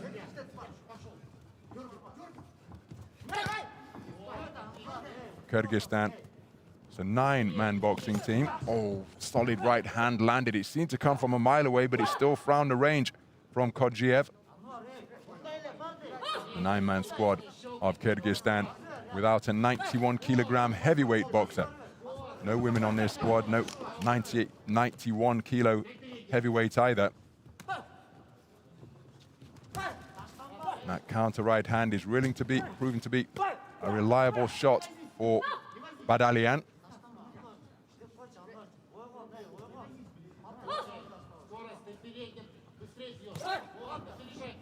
Kodziev looking to establish that left jab, dancing in and out with the feet. Showing no aversion to operating on the inside, Badalian, despite being the taller, rangier boxer. Oh, cracking counter right hand once again from Badalian. That's the best shot in that exchange. And again, it's catching Kodziev as he's coming in. Now, he'll be aware of this, so he's really got his work cut out here now. because when he's trying to use his customary quick-footed attacks, as he has his head guard readjusted by a jolting left jab. But there is his problem. Badalian doing a terrific job maintaining the distance and then scoring with shots like that when spinning off the line. Very good display indeed in this second round by Badalian. Made the adjustments after the opening round and then has used movement and his range to terrific effect to neutralize the aggression that Kodziev is trying to stamp onto this contest with forward forays like that. Second round in the book. Второй вообще хорошо. Садись. Лучше. Дыши. Глубже вдох, выдох. Все хорошо с дистанции, вот ты на опережение, ты быстрый. Бам, передний, все, он пропускает. А ты стоишь, ждешь, ждешь. Well, it's been a terrific performance in round number 2 by Badalian. Really did use that right hand. Terrific frequency and accuracy. Look at how he's able to spin off the line and then land with that check left hand. Lev Kodziev chasing shadows and punching out over the top of the ring. Вызывай, передний, доставай.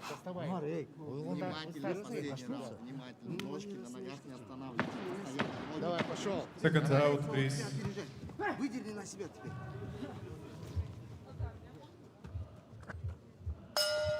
Round 3. So into the third and final round. And the Russian boxer wearing blue. Very effective indeed in round number 2. Kodziev, well, he's facing a little bit of a conundrum here now, because when he was committing to his attacks, he was being run into punches. But he's got to do something to try and make Badalian uncomfortable. Terrific movement once again. The taller figure dipping at the knees, swaying beneath the punch, and again leaving Kodziev chasing shadows.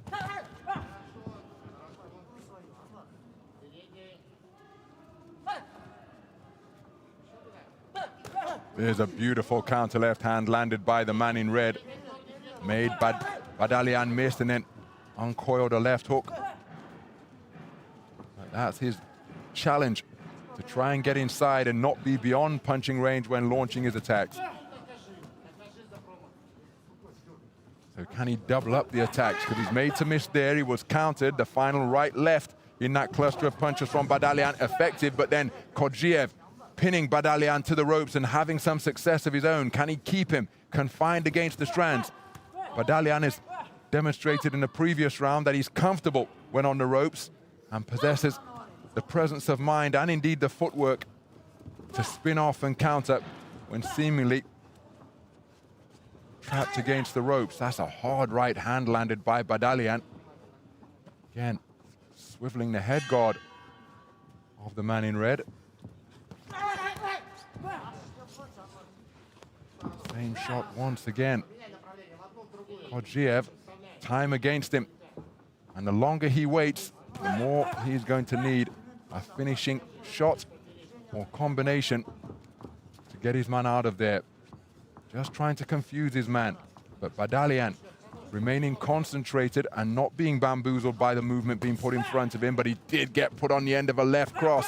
But if it takes that long to set up from Kodziev, well, time is not going to be on his side.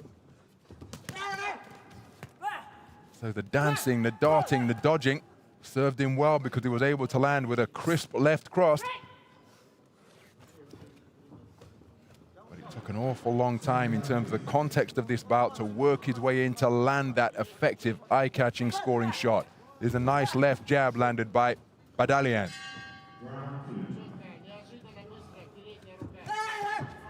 Nice right hand. The final shot of that three-shot cluster from Badalian. 10-second clapper has sounded. Badalian gets on his bike and that's what Kodziev is saying, is stand and fight me, meet me, and my goodness, solid shots landed right on the belt. Very good display indeed from the European youth champion.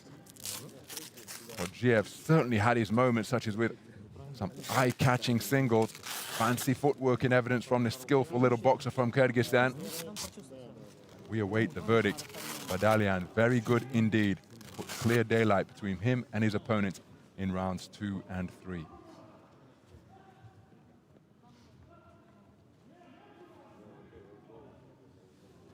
Ladies and gentlemen, winner of this bout by unanimous decision is the boxer from the blue corner, Robert Badalian, Russia. So there's confirmation of a unanimous points decision victory for Robert Badalian, the national Russian champion, Russian national champion, eliminating the skillful Anvajan Kodjev with a unanimous points decision verdict. A very good display of composed boxing in the face of some front foot pressure from the man from Kyrgyzstan. He's had a very good tournament here, produced very good displays as Kodjev, 2 bouts under his belt, but it's Badalian who goes through to the quarterfinals. Into the red corner, please welcome boxer from Thailand, Hanuvat Huyan Ed.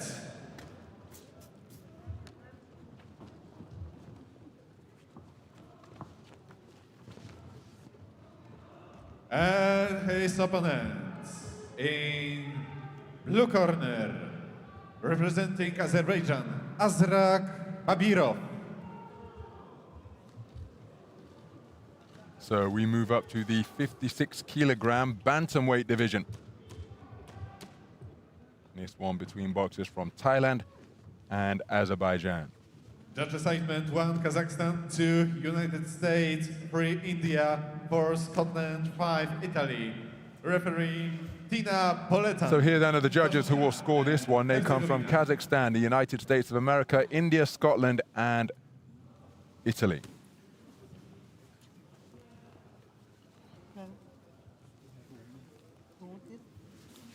So there is the boxer from Thailand, Phanawat Chujan At, 17 years of age, preparing for his first bout of Kielce 2021. Received a bye in the first preliminary round. 26 boxers making up this particular weight class. And so we had a few contests in the round of 32 in the evening session on the 13th of April. Man just making his way into the ring. He's preparing for his second bout of this AIBA Youth World Championships for men and women, and that is Azrak Babirov. Tina Poletan of Bosnia-Herzegovina is our referee.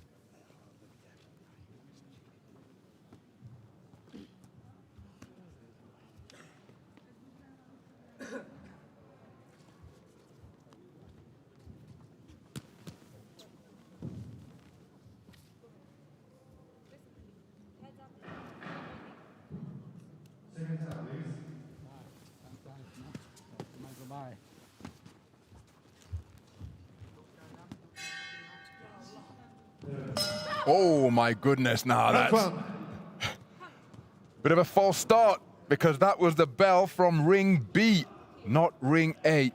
Tina Poletan didn't give the instruction, but that is the correct sound with the gong from our ringside position here. The lead left hook landed by the boxer in blue. He's the representative of Azerbaijan. That is Azrak Babirov, a compact, quick-footed, quick-fisted boxer who produced a very good display indeed to eliminate the man from Kyrgyzstan, to progress here through to the round of 16. His opponent, wearing red, who's just playing a speculative left hand out of that southpaw stance, Phanawat Chujan At. It's his first bout of Kielce 2021 for the 17-year-old.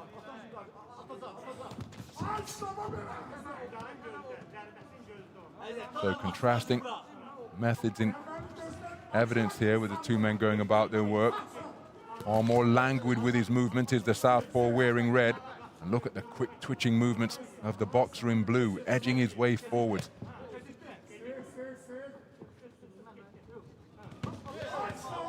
Again, that's one of the beautiful things about the sport of boxing, is that the skill set of hitting and the art of not being hit, it can be interpreted in so many ways, as Chujan At switching his feet in the neutral corner just above our commentary position. So often those skill sets dictated by physical attributes and personality as well. Even though there is a textbook, it's like music, the manner in which those notes are interpreted that determines what type of artist you're going to get. So too the case in boxing. We've got boxers who go about their work in markedly different ways in action here. Chujan At looking to lure his man in. There's a quick-footed attack as he continues to switch between orthodox and southpaw, currently operating as a lefty. And with Babirov pinning him to the ropes, he did get through with a hard right hand to the body. Chujan At just walking his man out to the space of center ring.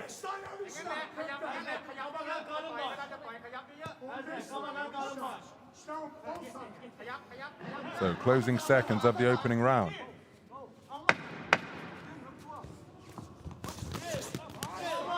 Another frenetic exchange with the boxers on the perimeter of the ring. So we had a false start and a premature finish during the course of that opening round.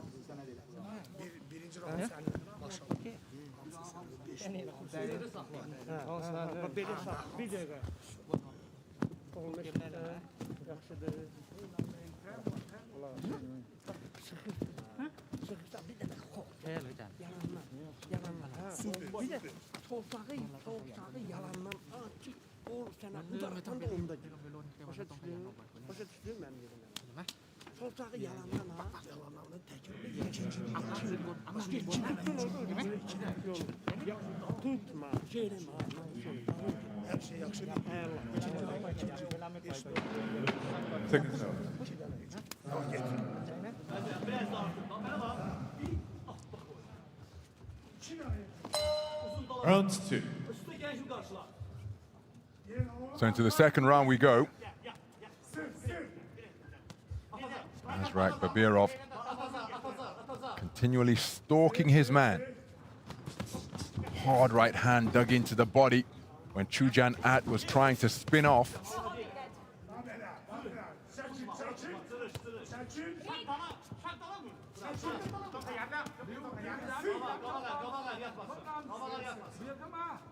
Babirov comes in here as the National Championship silver medalist. Championships held in Azerbaijan last year. Hard left hand dug into the body, may have been partially blocked by the arm of Chujan At.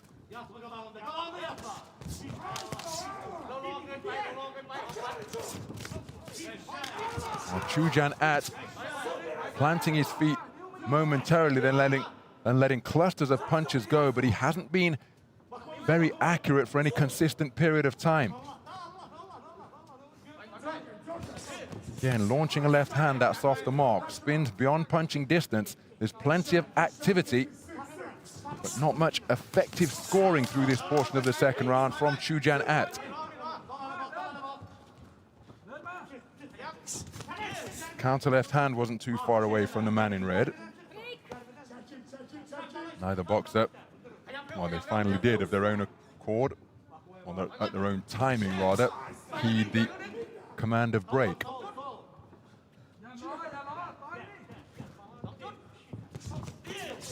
There's a counter left-right combination out of the southpaw stance from Chujan At. Looking for the same combination and success with it once again. But then look at the response that brings about from Babirov. Two boxers tumbling to the canvas in the neutral corner.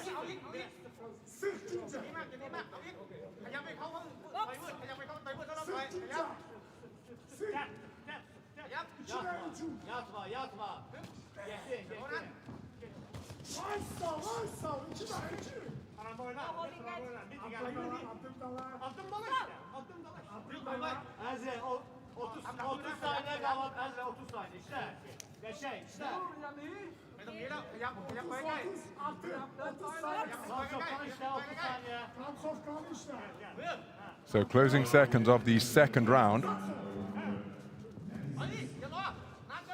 Chujan At looking to score with that counter combination that served him well, but he's been crowded in his own corner. Babirov looking to get busy with his hands. Again, not much accuracy from the man in blue during the course. Not that aggressive burst forward either.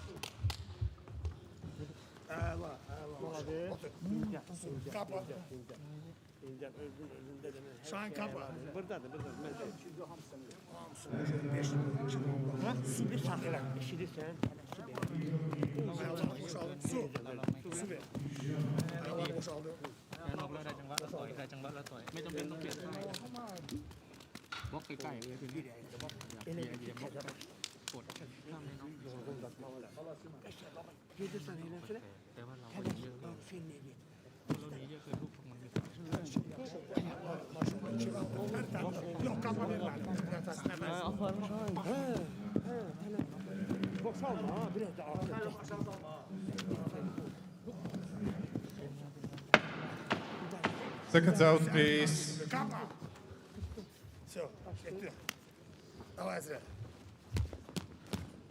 Round 3. So we're going to the third and final round then. Chujan At, he had pockets of sporadic success in round number 2, particularly with a 1-2 combination out of the southpaw stance. Wasn't consistent enough, and there wasn't enough of it. From my vantage point here ringside, looking for a hard lead right hook, but it was off the mark. Physical at close quarters. Neither man working away, both of them holding on.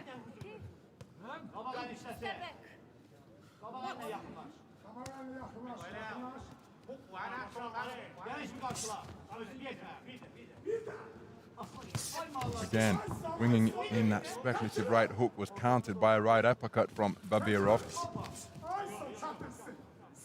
Good punch variety, Chujan At. Not really looking to establish a jab from either stance. You can see a flashy lead right uppercut, partially blocked by Babirov. Again, lead right hook, not setting up his offense.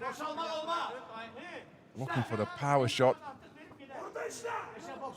Almost each and every initiation of an attack.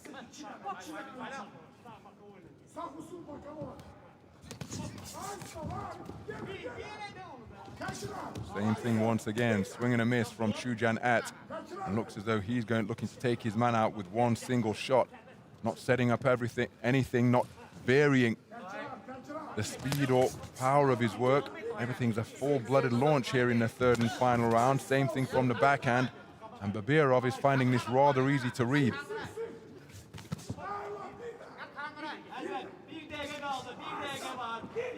Right hand got through after the left hook was off the mark from Babirov.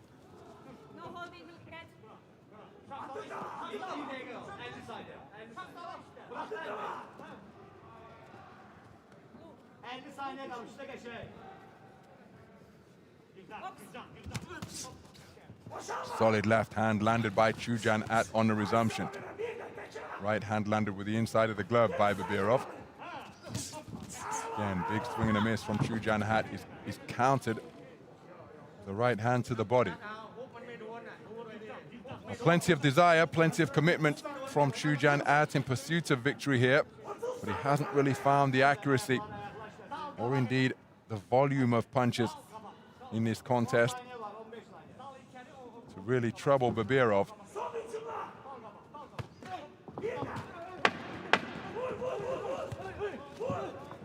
Babirov trying to step on the gas at the sound of the 10-second clapper.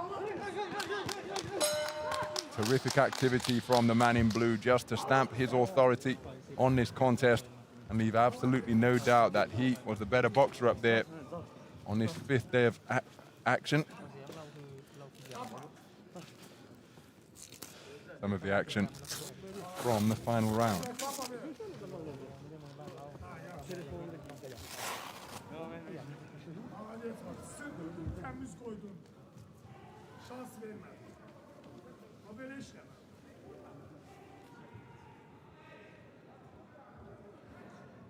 Ladies and gentlemen, the winner of this bout by unanimous decision is the boxer from the blue corner, Azrak Babirov, Azerbaijan.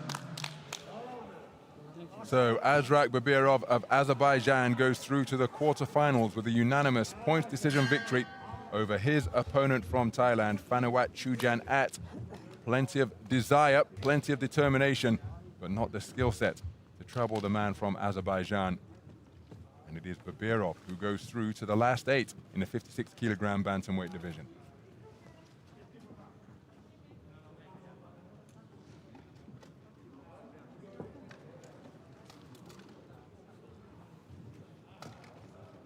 Ladies and gentlemen, bout number 185 in ring A, men's bantam 56 kilogram. Into the red corner, please welcome boxer from Romania, Florin Preda.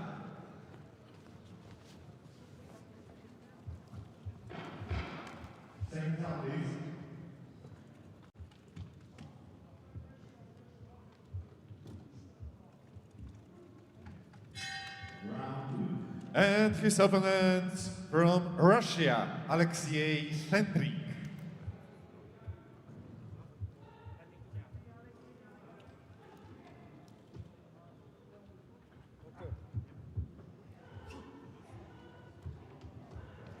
Judge assignment: 1 Kazakhstan, 2 Moldavia, 3 Malaysia, 4 Hungary, 5 Argentina. Referee Vadival Anaragin Genthan, Singapore.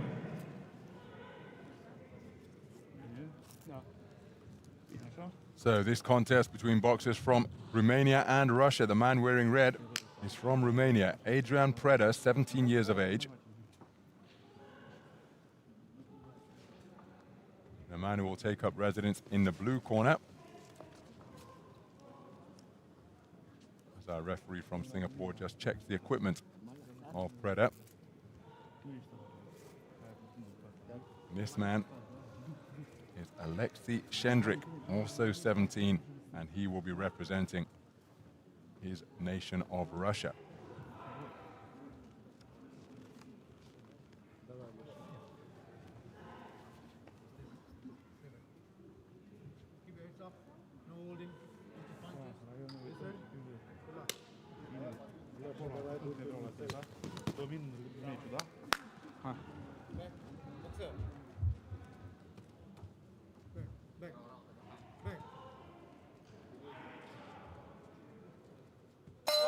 Round 1. Well, what a contest we have in prospect here between 2 medalists from the 2020 European Youth Championships. The man wearing red, Adrian Preda of Romania, came away with European bronze as he just takes a stiff left jab from the taller figure wearing blue. And that is Alexei Shendrik of Russia, and he occupied top spot on the podium, the reigning European Youth Champion. And look at the skill level in evidence here. In the first 30 seconds of this contest that has started at a very rapid clip indeed. Terrific right-left combination landed by Preda. Right hand over the top once again. Second bout of the tournament for both of these boxers. Oh, that's a beautiful right cross landed by Preda. Shendrik responds with a left hand to the body. Well, both of these men were impressive in their opening contest. Corkscrew left hand is a nice shot landed by Preda, and then movement in the pocket to make the man in blue miss. Trying to work away to the body is Shendrik. Terrific displays from both of these men in the round of 32. Hook themselves here. Oh, that's a nice corkscrew shot once again. Shendrik looking for hooks, made to miss once again. Preda's radar working magnificently in the opening half of this first round. Nice defensive maneuvers from Shendrik to make Preda miss. Preda unable to avoid any response Shendrik was trying to put out. Left, right, left combination landed by Preda, and a couple of shots were scoring blows. Shendrik remaining tight behind his high-held guard.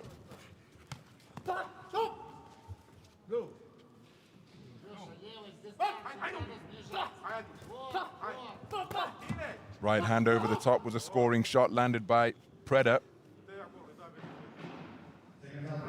Now we've got a point off for punching around the rear of the head. That's completely changed the complexion of this opening round. Whatever Shendrick scores, a point will be taken away. So in the event that he was to lose this round, it would be 10-8 effectively. Whatever score he has, it will be -1. 10-point must system, so one boxer must score 10. But in the event of warnings, the boxer who's given a warning, their score will be adjusted by 1 point being taken off. Solid right hand landed by Shendrick, and look at how confident Preda is standing in front of his man, weaving at the waist, moving their head side to side, making the man miss, and comes back with a cracking right uppercut to the torso. There's the corkscrew left that has served him so well, and again, counter right hand landed by Shendrick. A terrific conclusion, and nice to see that acknowledgement, that moment of respect between two incredibly skillful operators. Респира. Так, давай, обожди. Респира. Дыши, все хорошо. Все с дистанции. Вот чувствуешь, когда передняя. Бам, бьешь, попадаешь, он начинает это. Выдернул. Та-дам! Понял? Выдернул назад. Навстречу надо бить. Не бросайся и не надо сближаться с ним. Зачем борьба? Это силу отнимает. Понимаешь? Ты лучше его. And there are the scorecards. Ты понял? Ты с дистанции его выиграешь. Зачем? На концовочке пробил назад. Вот это вот. За счет вот. Понял, да? Смотри, он начал сдуваться. Респира. Тебя держать, показывает, что он держит. Видишь, держит тебя, показывает. Респира. Он начинает сдуваться. Сейчас надо прибавить. Все с дистанции, все с дистанции. Не сближайся. Round 2. Into the second round then. And the first one was, oh, that's a beautiful left-right combination, but look at Preda come back after he was put on the end of the left-right. Shendrick getting to work with his left jab, countered by a right hand over the top from Preda.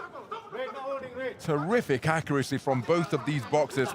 Oh, what a right uppercut from the man in red, catching Shendrick as he was coming in. Good left hand to the body and then a stiff left jab. Cranked out, countered immediately by Preda. What a contest we have on our hands here. Remember, no seeding in AIBA youth boxing as Shendrick gets through with a straight right. It was countered by a roundhouse right and Shendrick came back with another straight right cross, straight down the pipe. Preda looking for uppercuts through the torso.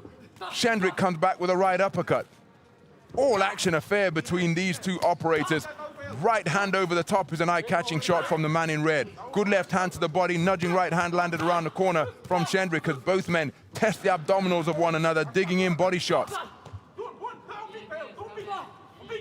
Terrific two-way action as Preda gets through with a right hand over the top. Shendrick looking for the right uppercut once again, working with a left hand, an educated left hand where it's straight through the guard and turned around the corner as well. Terrific counter right hand landed by Shendrick after he took a jab from Preda. Good left hand to the body, right hand through the guard. Did that body shot hurt Preda because he stood and held his feet for a moment and couldn't get out of the way of the subsequent shots coming from the man in blue. So beyond the midpoints, and it has been unrelenting punching from both boxers so far. Shendrick looking to push his opponent back now. Preda looking to work his way in and steps inside with a cracking left hook to the body. That shot reciprocated by Shendrick. And again, I just wonder whether these body shots are beginning to take it out of the man in red. Look at how his elbows dropped and that left the head open. And that's why Shendrick capitalized. He goes downstairs to the body once again, comes up with a left hook to the head. Terrific exchanges. Shendrick perhaps getting the better of them. But then Preda comes back with a left jab. Terrific action through 2 minutes gone in this second round. Corkscrew left is an eye-catching shot once again from Preda. Hands down by his kneecaps now. Oh, he wound up from last week with that one, did Shendrick. Couldn't quite find the range. Left jab, right hand success. Feather light blows, but perhaps with sufficient enough force to be scoring blows. And perhaps the biggest respite we've had in the round, and they've been punching non-stop for 2 minutes and 50 seconds, as evidenced by the sound of the 10-second clapper. Good left hand landed to the body by Shendrick. Preda coming forward looking for a right hand. Right hand left counter attempted by Shendrick. Another blistering round of non-stop punching.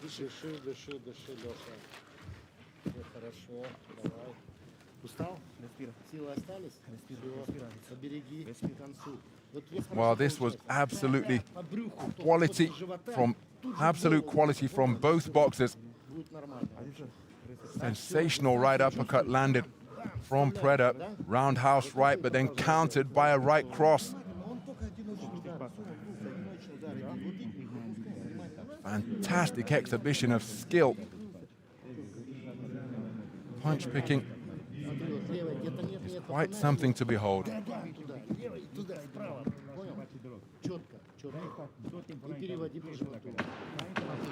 Seconds out, please.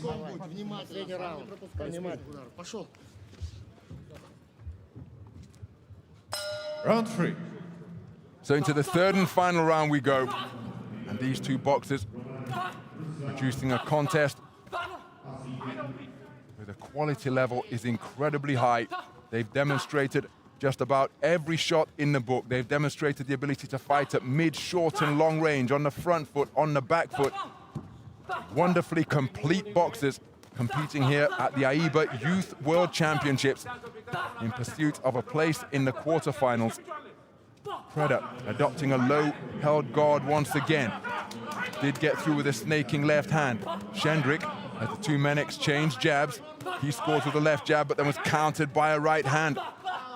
Nice combination with a left uppercut, did get through, and that's a beautiful left hand turned underneath to the rib cage by the man in blue. He looks for the same shot once again. Preda looking for the uppercut, which has served him so well. Preda pushes his man off to establish some distance and scores with a lead left uppercut once more. He's having real success with that punch, turning the palms up towards the ring lights and whipping out a left hand. Tries a conventional left jab there. The left hand to the body got through after the right hand fell short, but then countered by Shendrick. Good work to the body by Shendrick. Turned two shots beneath the elbows. Right hand over the top is immediately countered. Preda's landed first. Shendrick's landed the blink of an eye later. There he's looking for the corkscrew left once again. Couldn't find a range on that occasion, Preda, but he did get through with that jolting left jab. He was countered by a right hand and another one from Shendrick, who finishes with a left hand to the body. Preda steps back in and scores with a right hand over the top.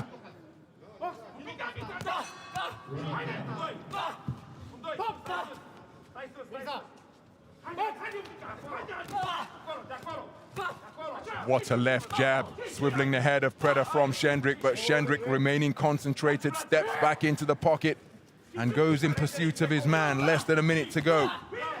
Action at close quarters, both men looking to target the body. Preda takes a large intake of breath, but steps right back into the fray as both men score with left hands. Preda's was an uppercut, Shendrick's was a left jab.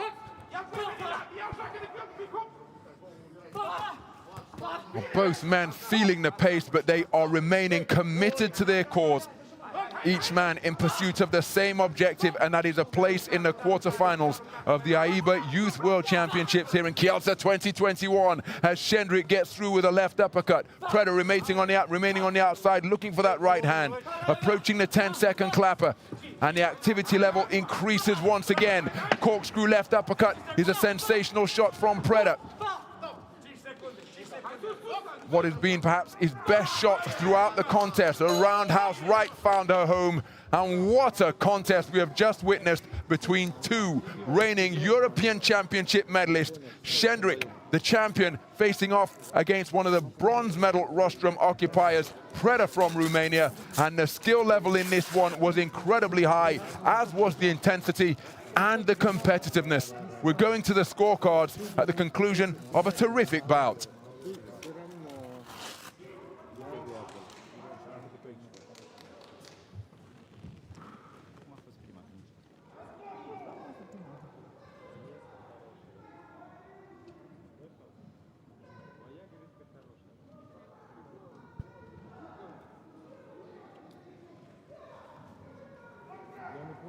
I think it's Shendrick who's got it, but here's the verdict. The winner of this bout by split decision is the boxer from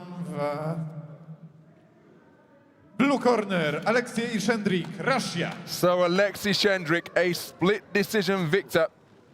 It was all square, 28 points apiece for the judges, for two of the judges. But an absolutely terrific contest. Hard fought from opening bell to last.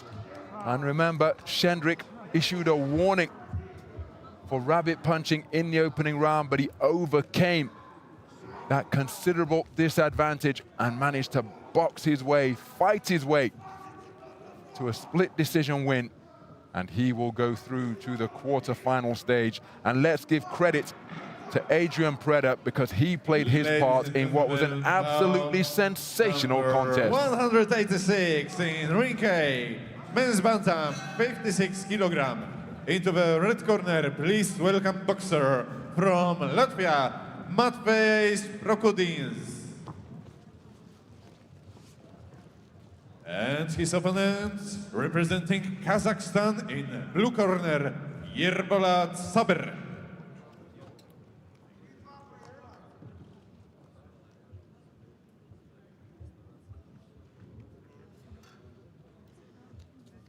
Judge assignments: 1 India, 2 Taipei, 3 United States, 4 Czech Republic. So these the judges who will be scoring this one. Referee Dmitro Officials from Lazarev, India, Chinese Ukraine. Taipei, United States of America, Czech Republic, and Scotland.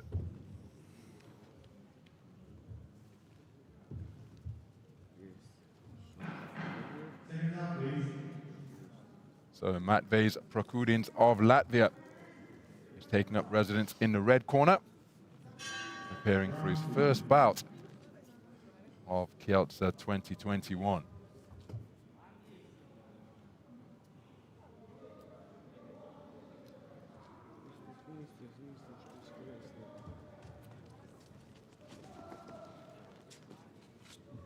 Yerbolat Sabir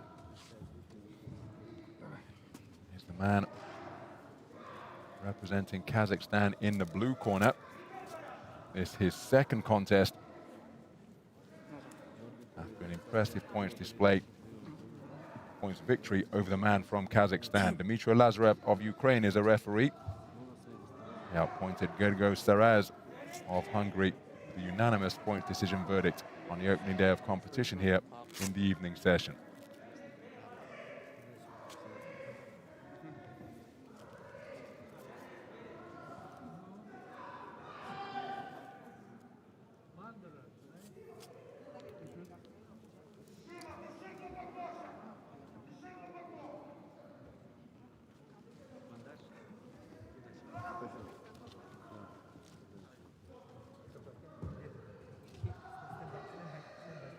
Head up, no folding, no blow, listen to me, okay? Good luck.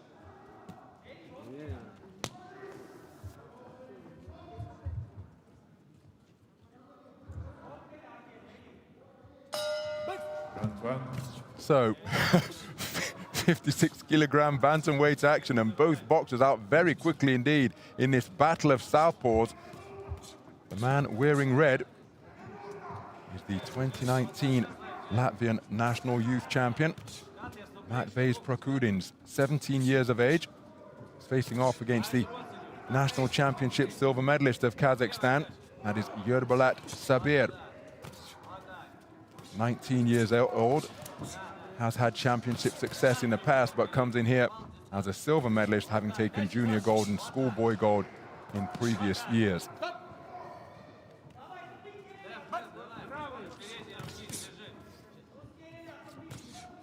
So both men looking to establish their lead right hands.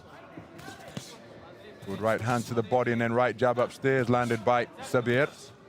But look at the right jabs, quick and straight and crisp from Prokudins. Trip to the canvas is indeed a slip. Momentum carrying Sabir down onto all fours.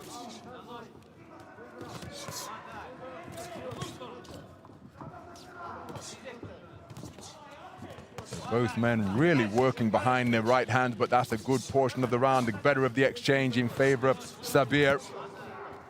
Reddening to the face already of the man wearing red, because he's been fed a consistent stream of right jabs before Sabir drops downstairs. And even though there are exchanges, It appears to be Sabir's shots that are heavier and more significant, but there's a nice 1-2 in response. The left cross from Prokudins was an effective, solid shot, as was that left hook around the corner. Both men remaining in the pocket and producing terrific exchanges. Everything predicated behind the jab, but what a right hook around the corner by Yerdbalat Sabir. There's evidence of the damaged nose sustained by Prokudins. Just under a minute to go in the opening round.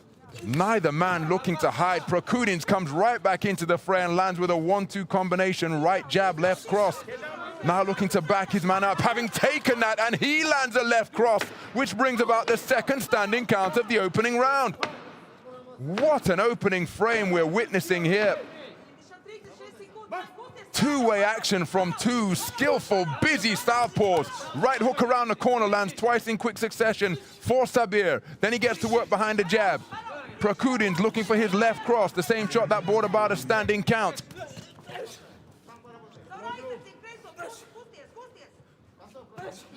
Jolting right jab landed by Sabir in the second standing count after that jab, and then three-shot cluster landed by the man in blue. What a round. 3 standing counts issued in the opening three minutes. 2 of them issued against Prokudins. 1 of them endured by the man from Kazakhstan.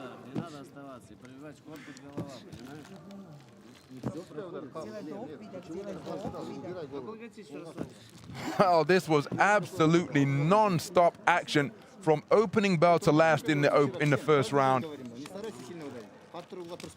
Textbook punching. The jab looking to set up most of the offensive attacks.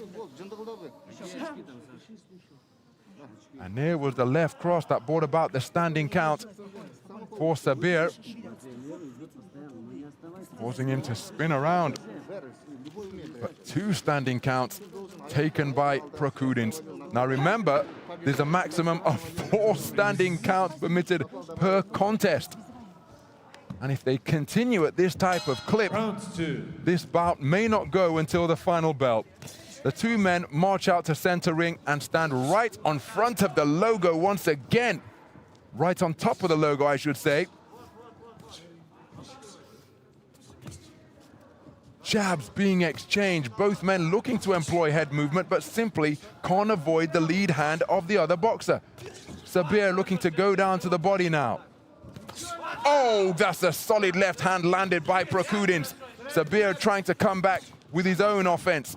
He's got his hands down by his belt line now, looking to present a different angle, lands with a good left cross, but Prokudins remaining committed behind that right jab.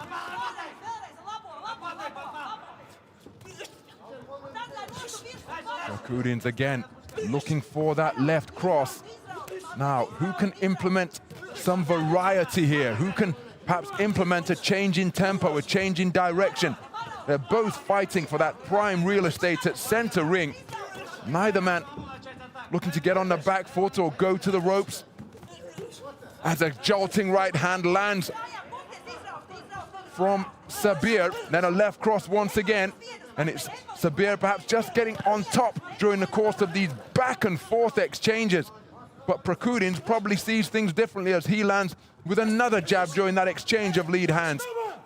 But there's evidence from, again, the referee's perspective, Prokudins taking his 3rd standing count of the contest, demonstrating that he's okay. And now time called so we can get the doctor in attendance to just attend to that nose injury. The referee from Ukraine made a gesture of his fist into his open palm, indicating that that injured nose has been caused by a punch. So just beyond the midpoint of the second round, if that injury causes the bout to be stopped, as he takes another stiff right jab, Prokudins. And I suggested that Sabir was getting on top during the course of these non-stop exchanges, and now Sabir is showing a different side to his game. Not standing consistently in the pocket, dropping his hands, presenting another angle, but then the usual service resumes and the 2 men are exchanging jabs. Nice left cross to the body, and that's going to be it. The 4th standing count issued against Prokudins. He's going to be stopped inside the distance. We've reached the maximum permissible number. So there it is. Wow, what a 2-round session of boxing. Not even the 2 full rounds, but we had 5 standing counts in their entirety. Because 4 of them were issued against Prokudins. That's why the bout has been stopped. Jurbalat Sabir took one in the opening round as well. I think Prokudins would have carried on all night, but he was just simply taking too many clean punches. Terrific offensive fighter, but not moving his head enough to evade the blows. It's Sabir who will progress. Ladies and gentlemen, the winner of this bout by RSC second round is the boxer from the blue corner, Yerbolat Sabir, Kazakhstan. Well, that was a quite extraordinary contest, and it's Yerbolat Sabir, the national championship silver medalist, who goes through at the expense of Matvejs Prokudins, but he played his part in what that was a really competitive display. But he's been stopped in the second round, having taken the maximum permissible number of 4 standing counts, 2 in the first round and 2 in the second. And that is where the bout was curtailed and stopped by the referee from Ukraine.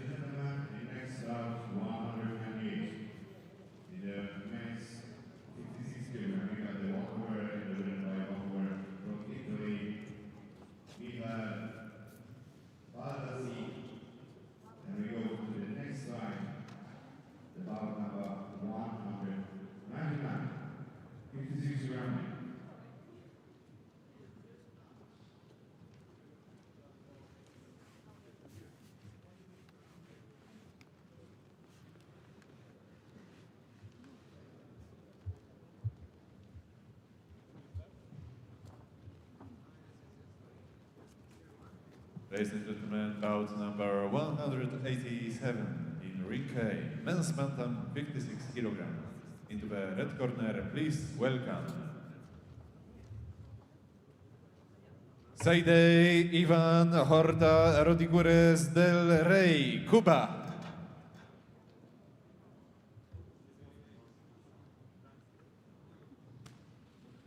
And his opponent in the blue corner, representing Venezuela, Jos Carfuyor Arteaga.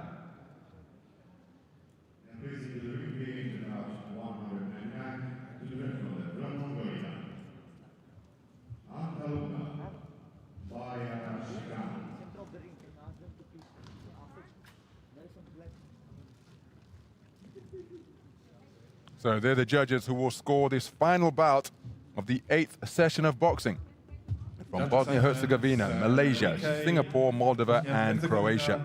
Malaysia, Singapore, Moldavia, and Croatia. The referee Ashok Kapilansai, India. There is the Cuban boxer, Seidel Horta, preparing for his 2nd bout of the tournament. Jose Carfuñol of Venezuela received a bye in the first preliminary round. So this will be his opening bout of Kielce 2021.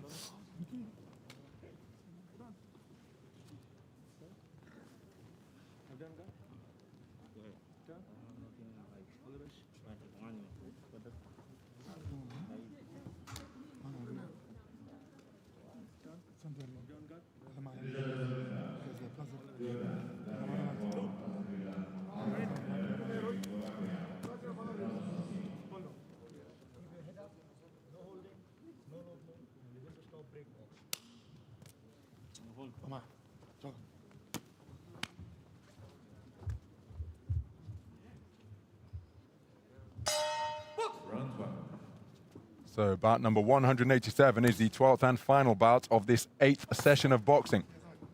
In the 56 kilogram bantamweight division, and it's between boxers from Cuba and Venezuela. The boxer wearing red is Seidel Horta,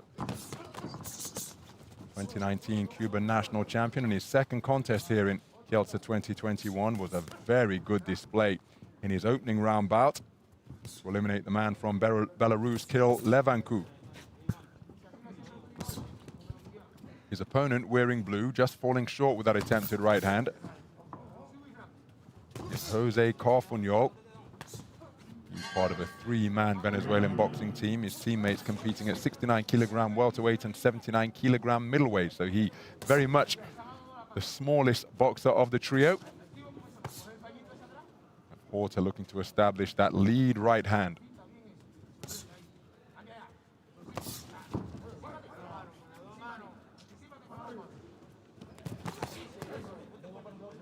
Left hand to the body was a good shot during that cluster from Horta. Nice defensive maneuvers to make Carfuñol miss. Shots going over the head of the man in red. That's a good right hand to the body landed by Carfuñol. Horta was looking to counter when the boxers were on the inside.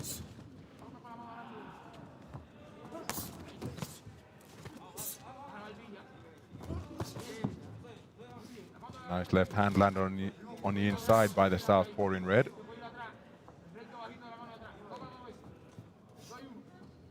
So beyond the midpoint of the opening round, both boxers demonstrating patience, just waiting to try and draw that lead they can counter. That's what Horta was attempting to do there, but it was blocked by the left glove of Carfuñol. Oh, that's a beautiful right hand against the southpaw from Carfuñol. Straight down the pipe and onto the point of his chin. Same shot once again, didn't land with as much force, but it was a scoring blow. As Horta aware of that, he comes back with a right jab, left cross, and then catches the advancing man in red. And now the action beginning to heat up with less than 40 seconds to go in the round.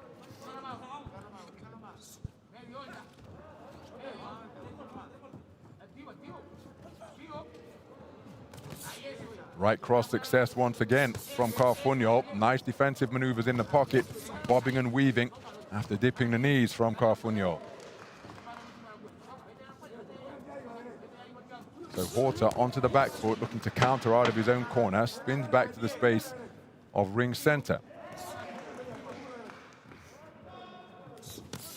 Good right hand to the body landed by the man in blue. First round in the book.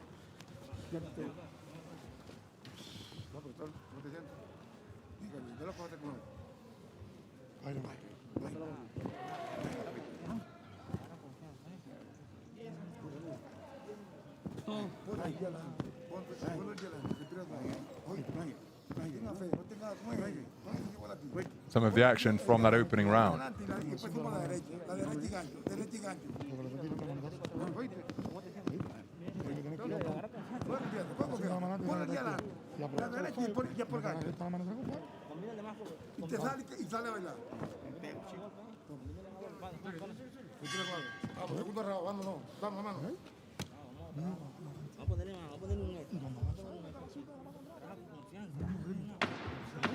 Seconds out, please.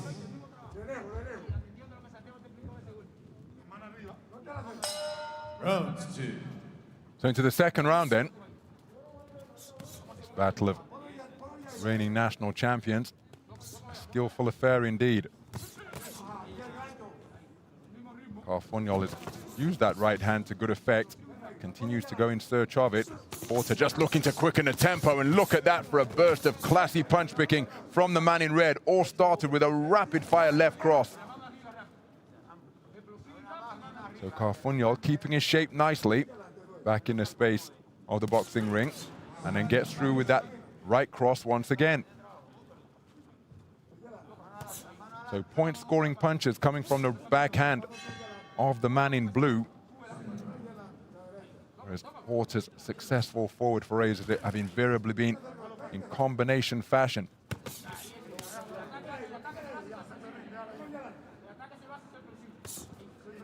Nice lead right jab landed by the man in red.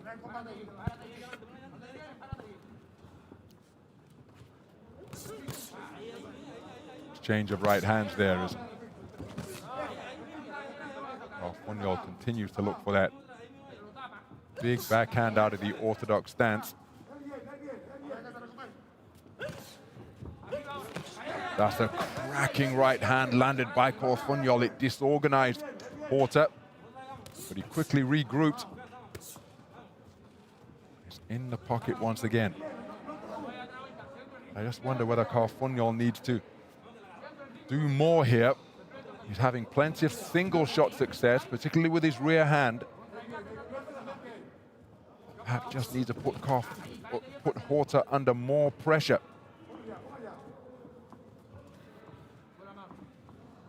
Looking for that same shot once again. It was countered by a right jab from Horta.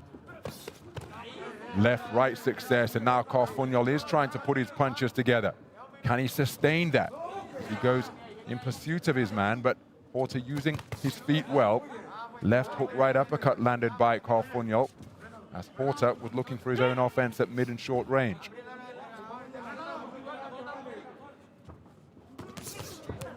Good right hand around the corner during that coming together from Horta, and then he follows it up with a pair of left crosses, right uppercut underneath, landed by Carfugnol during the course of that exchange.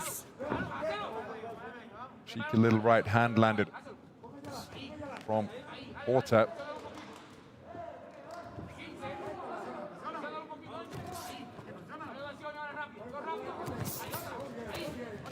Carfugnol looking to unload, but he was picked off as he was winding up, arcing punches.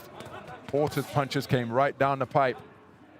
Scoring shot during that exchange was the right hand from Horta as well.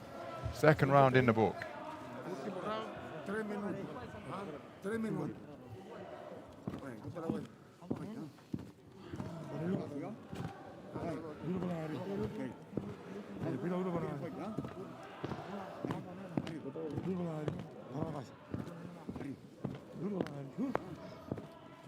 Well, that was the increased activity from Horta, putting a combination together which put Carfugnol under pressure.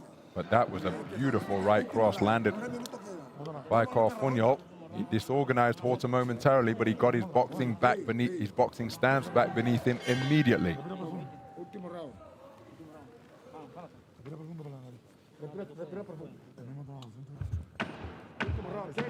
Seconds out, please.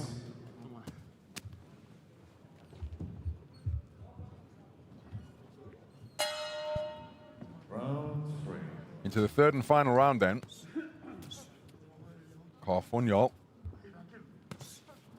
demonstrated that he clearly knows how to operate up there in the boxing ring. I just think his single shot successes haven't been enough. He's certainly in the contest.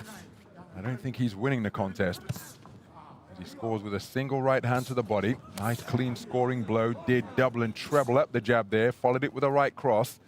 And the right cross perhaps did glance the chin of Horta. But maybe he'd be advised to do that. Again, come in waves, double up the jab. Came through with and landed with a solid right cross as he looked to back up the man in red. But again, this type of distance, this suits the man in red down to the ground. This type of tempo as well. Takes another solid right hand, but surely Carfugnol has got to keep on coming. Oh, Horta punching with the palm of the glove. He looks to extend a lead right hand. But right now, as he takes the, well, there's an exchange of shots, and Carfugnol's right hand was a solid shot indeed. But right now, Horta completely comfortable. And surely the onus is on Carfugnol to try and make him uncomfortable. In the second half of this final round. All will be aware of the context of the bout thanks to AIBA live scoring. The instructions will have been clear. Solid left hand landed by Horta.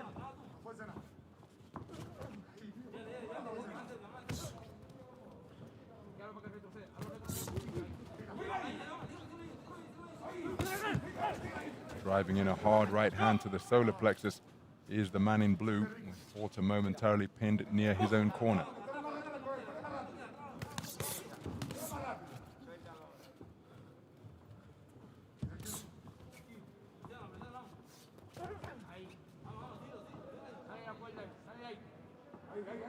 So Carfugnol continuing to come forwards. But on a couple of occasions in this round, he did come with a double phase attack, but it's Horta who's quicker to the punch during the course of that exchange. Carfugnol looking for that right cross, content to stay in the corner is Horta.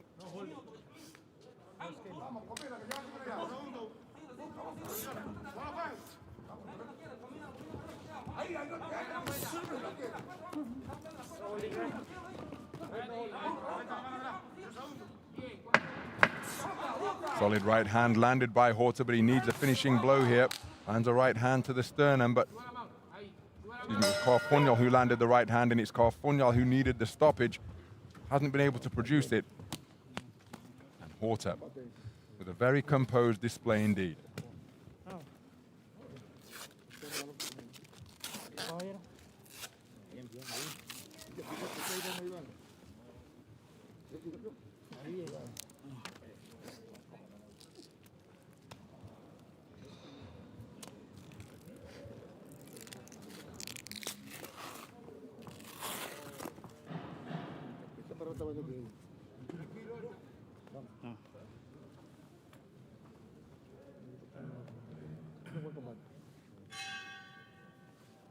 Ladies and gentlemen, the winner of this bout by unanimous decision is the boxer from the red corner, Saidel Ivan Horta Rodriguez del Rey, Cuba. So Saidel Horta makes it 2 wins out of 2 to progress to the quarterfinals here at Kielce 2021. Nice to see that show of sportsmanship between the two boxers.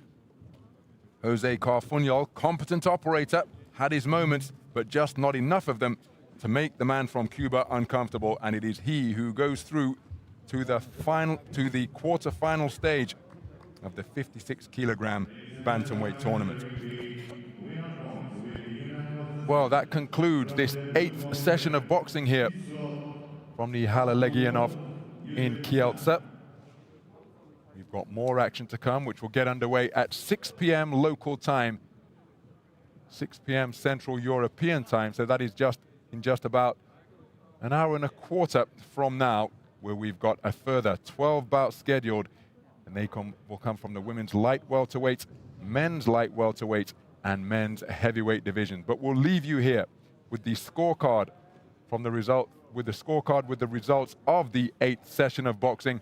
Make sure you join us again, 6 p.m. Central European time, for further action from the AIBA Youth World Championships for men and women here in Kielce. Bye for now.